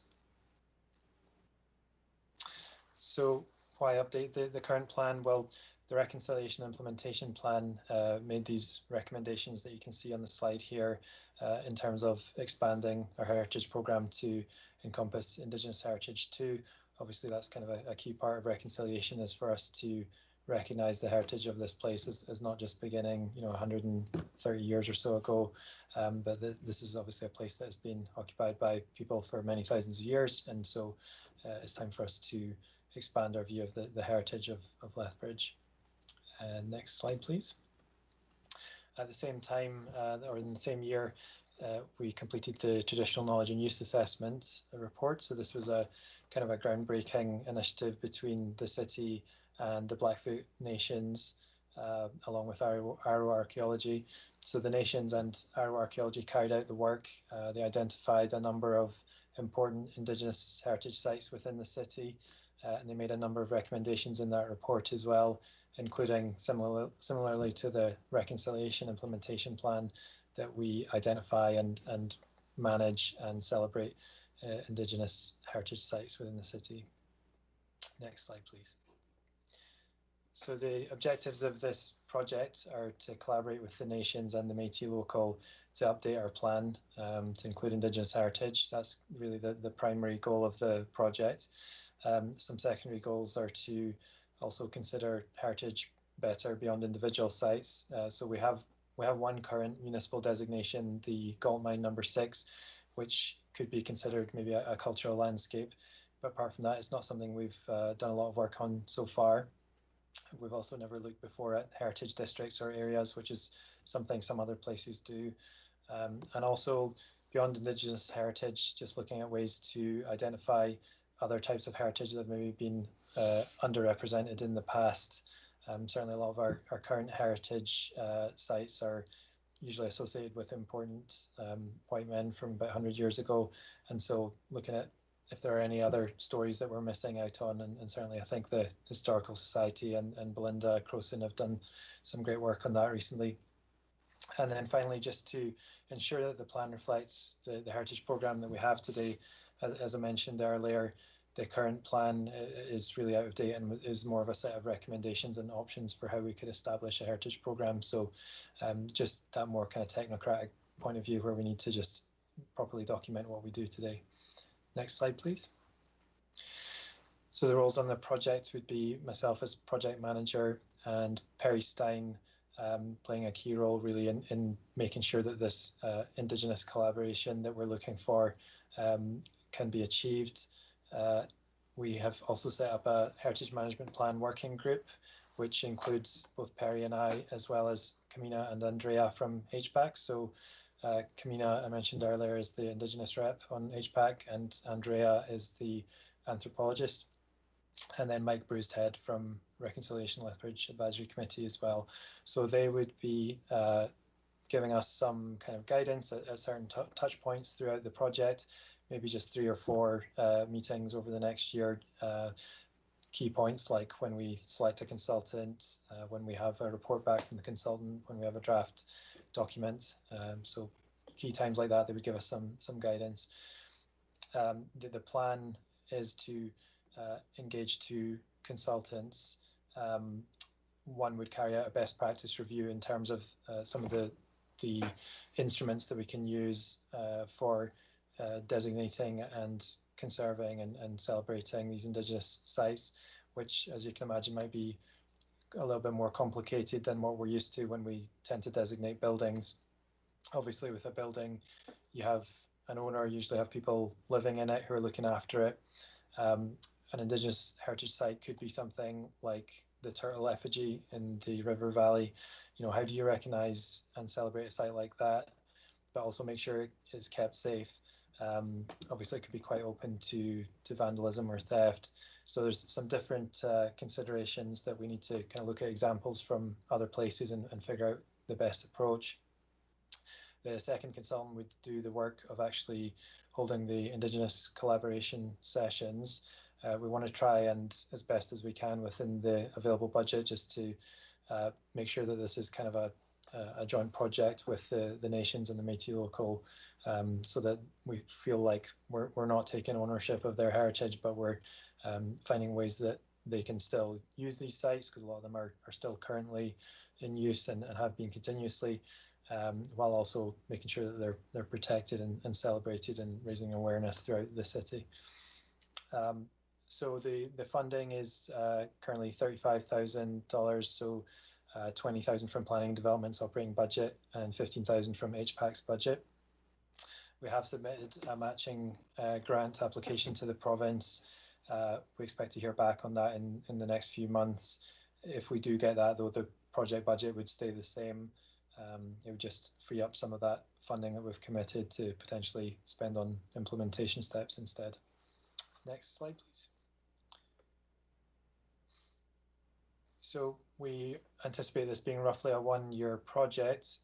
Having said that, HPAC have made it clear that they want to make sure we get this right, especially in terms of the Indigenous collaboration component. And so they're more concerned with getting it right rather than getting it done quickly. However, if we do get that matching grant from the province, there is a timeline attached to that where you'd have to complete that work by the end of February next year. So that would be covering the work with the consultants, so not necessarily the very end of the project. To make that budget stretch as far as possible, essentially the consultants would report back to me with their recommendations, and from there I would pull everything together and draft that final document. It would certainly cost a lot more to have an external consultant draft the entire plan. So this is our timescale as we're planning it at the moment. Next slide, please. Okay, so that's the end of the presentation. I'd be grateful for any questions or discussion or recommendations. Thank you, Mr. Gilmore. Sorry, I apologize. Yes, Councillor Carlson. Thank you, Mr. Chair. Thanks, Mr. Kilgore, for the update and presentation. I appreciate that. I understand from the material you presented and supplied to us that you'll be working, pardon me, heavily with RLAC and Lethbridge Historic Society or Lethbridge Historic Places Advisory Committee. Are there other partners in the community that you'll be working with? I'm thinking university and college both have a lot of good information and context on here. The Galt Museum, perhaps. I'm just wondering if there's other partners that are being brought in to the fold, so to speak. Thanks, Councillor. It's a good question. We don't currently have any plans to directly involve them in the first steps of the project. Certainly, we would like their input once we have a draft document. But the idea behind this project, I suppose, is really to focus mainly on an Indigenous heritage, and so we kind of see the main stakeholders there we have to really focus on as the nations and the Métis local themselves. This project wouldn't look to identify sites or any kind of really specific heritage sites or to look at. Rather, it would try to put in place the protocols and the processes and the tools that we would use going forward. I hadn't thought about using the university or the college at this stage in terms of setting that up. I know they don't have a lot of dollars right now, but they've got a lot of good knowledge that they can share. So that might be a thought. Something else you touched on was historic districts. Can you mention like we don't have any in Lethbridge, I'm assuming. That's right. Yeah, we don't. Other communities do such things. How do they work? How do they impact? Yeah, I'm not an expert on that myself at the moment, but I know that some other cities do it, where you might have a historical neighbourhood, say like London Road or Westminster in Lethbridge, with a lot of older buildings, and you can bring in this status that would perhaps introduce some extra scrutiny in terms of design and upkeep of buildings. So I'm not sure the details of how that works in Alberta. I've worked with such districts in the UK before, but yeah, that's something we'd certainly be looking at as part of this project. Cool. That's very intriguing. Thank you. Thank you, Mr. Chair. Any other questions for Mr. Kilgore? Thank you. Mr. Chair, I'll ask one question. Okay. And I'm sorry. I'll hold you to it. Thank you. Yes, I'm sure my colleagues will be pleased. How does council, this is a question we always get when we deal with these plans and these consultants, etc. How is council going to play a role? Thanks for the question. Good question. And something that I should have pointed out actually in the presentation was that there's a little bit of an error there where it says we'll bring a bylaw to council for first reading. This wouldn't actually be a statutory plan, so it would rather be probably a resolution of council, I would think. So council's involvement at this stage, we plan just to work through this committee. So bringing it back to this committee at key points before we go to council. So I'd be grateful for any of your thoughts on that, whether you'd just like me to bring it back when we have a draft document, or if you'd rather see this project again before then. And thank you. And Mr. Chair, if I might, because that's something I think we need to talk about it. We've discussed quite often that these plans sort of go their own way and then come to council when they're already baked. But I think what Mr. Kilgore is suggesting is perhaps this committee would have a bit more input, or at least exposure to the work ongoing before it's actually put in the oven, so to speak. Does that make sense, Mr. Kilgore, that you'd come back at various touch points to this committee? Yeah, I certainly can. Yes, if that's what you'd like me to do. I don't want to take up too much of your time, but certainly if you'd like to see it more than just coming back when we have a draft plan ready for council, then I'd certainly be happy to do that. Okay, that would be my preference, Mr. Chair. I like that idea as well. I don't know what other members of the committee think, but I'd be open to that so that we can see what's going to be coming before council and going into a little more depth. Anyone else thought? I'm good with that as well. Yeah, I'm good with that as well, for sure. That's great. Does this need to be a part of the resolution, or are we just going to receive this as information right now? Mr. Westerson? Sorry, you're breaking up there for a moment. So what I heard, and correct me if I'm wrong, is you want to see more frequent updates. I'm just pushing my headphone against my ear so I hear you all better. Yeah. It's more frequently from Mr. Kilgore and with regards to this plan in particular. Sure, just as long as we get an update as before it actually goes before council. You may do that if you desire to do so. Okay. Just should that be in the resolution, or is it we'll just leave that as information for now? You could put it in the resolution and go from there. If you put it in the resolution, you could dictate quarterly updates to this SPC in that regard on this particular topic, or biannual or annual, or something in that frame. I would defer to Mr. Kilgore maybe to advise on which is realistic in his business practice. What would you suggest, Mr. Kilgore? Perhaps I could suggest I could come back once, maybe after we conduct the Indigenous collaboration sessions and we've got the recommendations back from the consultant. So that would be sort of before drafting that final plan, but we'd have those recommendations in hand from the two consultants, and perhaps that'd be a good place for this committee to give input in terms of which recommendations they like. Okay. So when might that be? So we're hoping that work would take place this summer.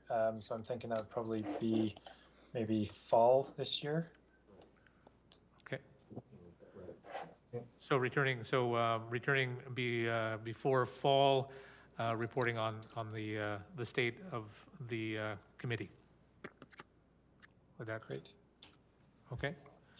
Excellent. None of us may be here. Indeed, Mr. Kilgore will be.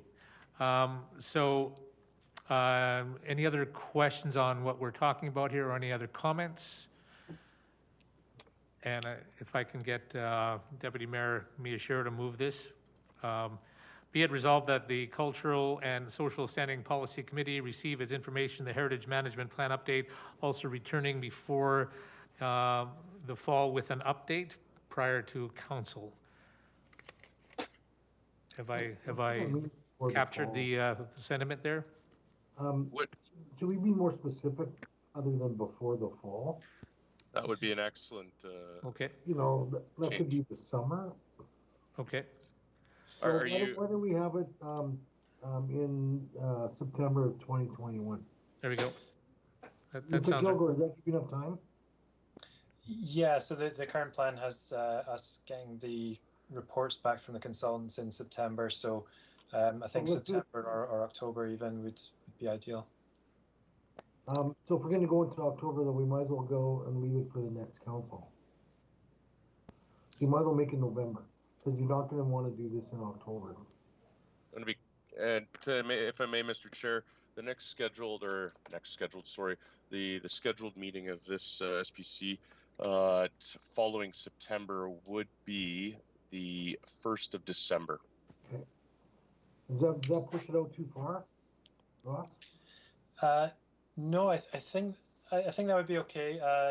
The plan right now is to submit a draft updated plan for first reading in January next year. But as I mentioned, HPAC think that it may take longer.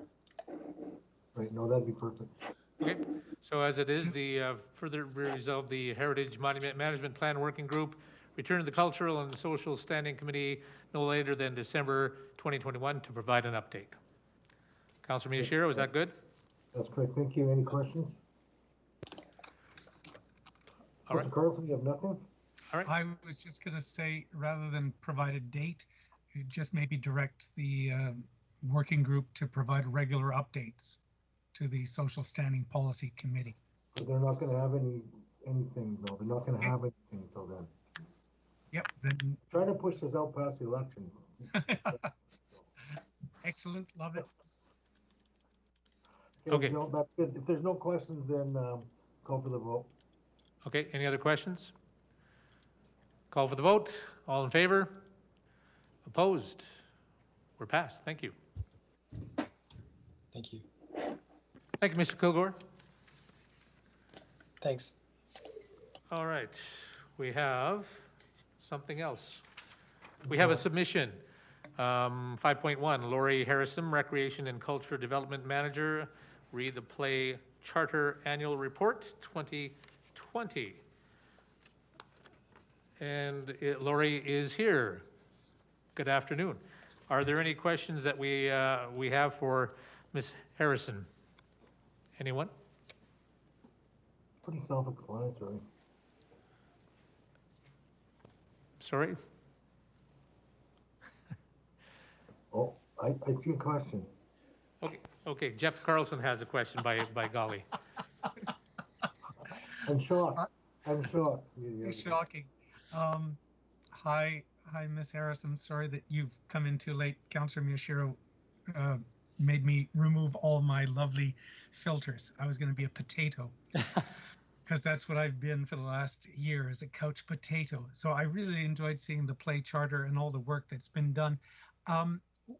How does this city, just remind me how the city is involved with the Play Charter? Good afternoon, Councillor Carlson. So when the city adopted the Play Charter, there was no budgetary ask of the city, but what happens is that we have representatives from departments. We have myself representing Recreation and Culture and Community Social Development. We have Risk Management, we have Parks, and we have the Nature Center, all attend meetings and planning sessions for the different activities that the Play Charter does.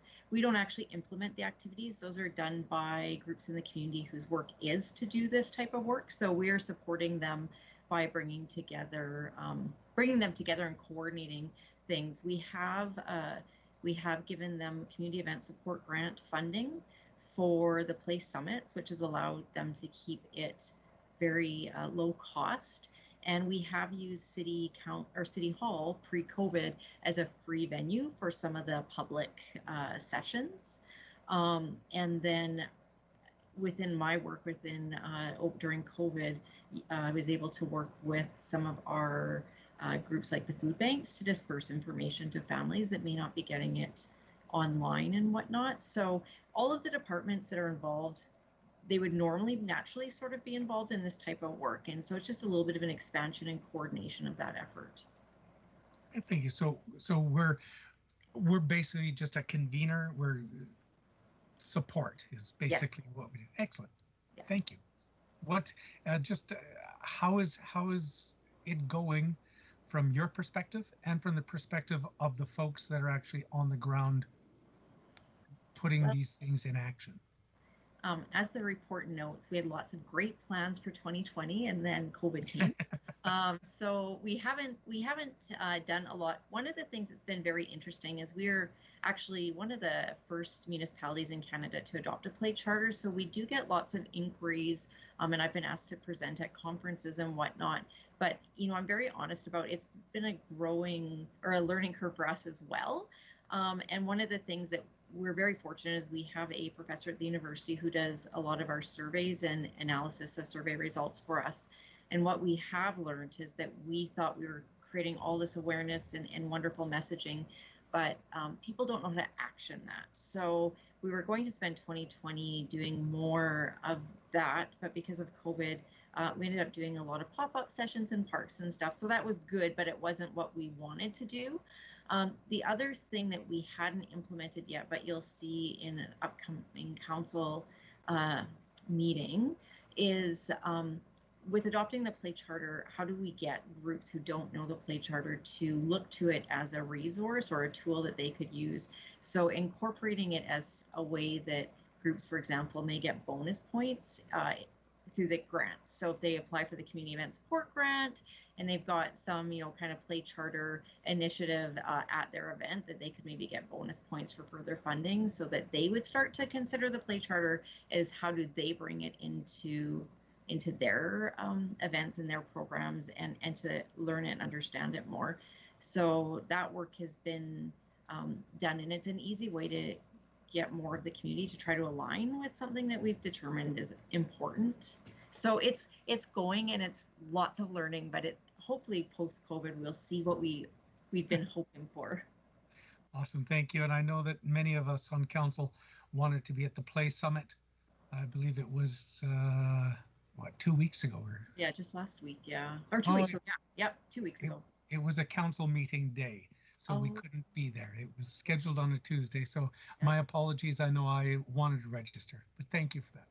No problem. Thank you, Mr. Chair. Thank you. Are there any other questions for Ms. Harrison? Councillor Miyashiro. Deputy Mayor Miyashiro. Thank you, Mr. Chairman. And thanks, Lori, for this. I just want to remind my council colleagues that we adopted this unanimously as a assignee to the play charter in October of 2018. So just so if anyone's wondering why this is coming forward, because we're actually assignee, and we've chosen to uphold the tenets of the play charter. So thank you for bringing this forward. Thank you very much. Thanks for that. Thank you for the great work that you and your committee have done, Ms. Harrison. Appreciate that. Any other questions? Seeing none, Councillor Carlson, can I ask you to move this? Be it resolved that the Cultural and Social Standing Policy Committee receive this item for information. Councillor Carlson. Thank you. I'd also, if I can, Mr. Chair, further just add my thanks to all the folks involved with the play charter for the great work that they've been doing. I take that as your close, and then we'll call for the vote. Anybody opposed? I see none. That passes. On our agenda, we have committee updates. Do we have any of the any of the committees here, or is there anyone representing any of these committees that want to make an update? Not that I'm aware of, Mr. Chair. It was an ask of the committee at the last meeting to include this as a standing items on the agenda. There is no updates that we've received, and I don't believe there is anyone in chamber with you currently for an update. There's not. Councillor Carlson, do you want to bring anything forward with performing arts? Nothing at the moment, Mr. Chair. However, I would say if it's possible, I know a lot of these committees, groups have met since our last meeting. If we could maybe connect with them, even if they populate those standing items with the minutes of their meetings, it'll give committee members an understanding what they're working on. And so we'll sort of have a bit of an idea what may be coming forward in future. If we can just maybe connect with them to say, when you have a meeting, send us your minutes, send us any information or updates, and that could just live there. Does that come, sort of sure, does that come through you, Mr. Westerson? We'll endeavor to do our best with regards to that. As Councillor Carlson noted, some of the committees have met and some have not met. And so there may be an offset of information flow.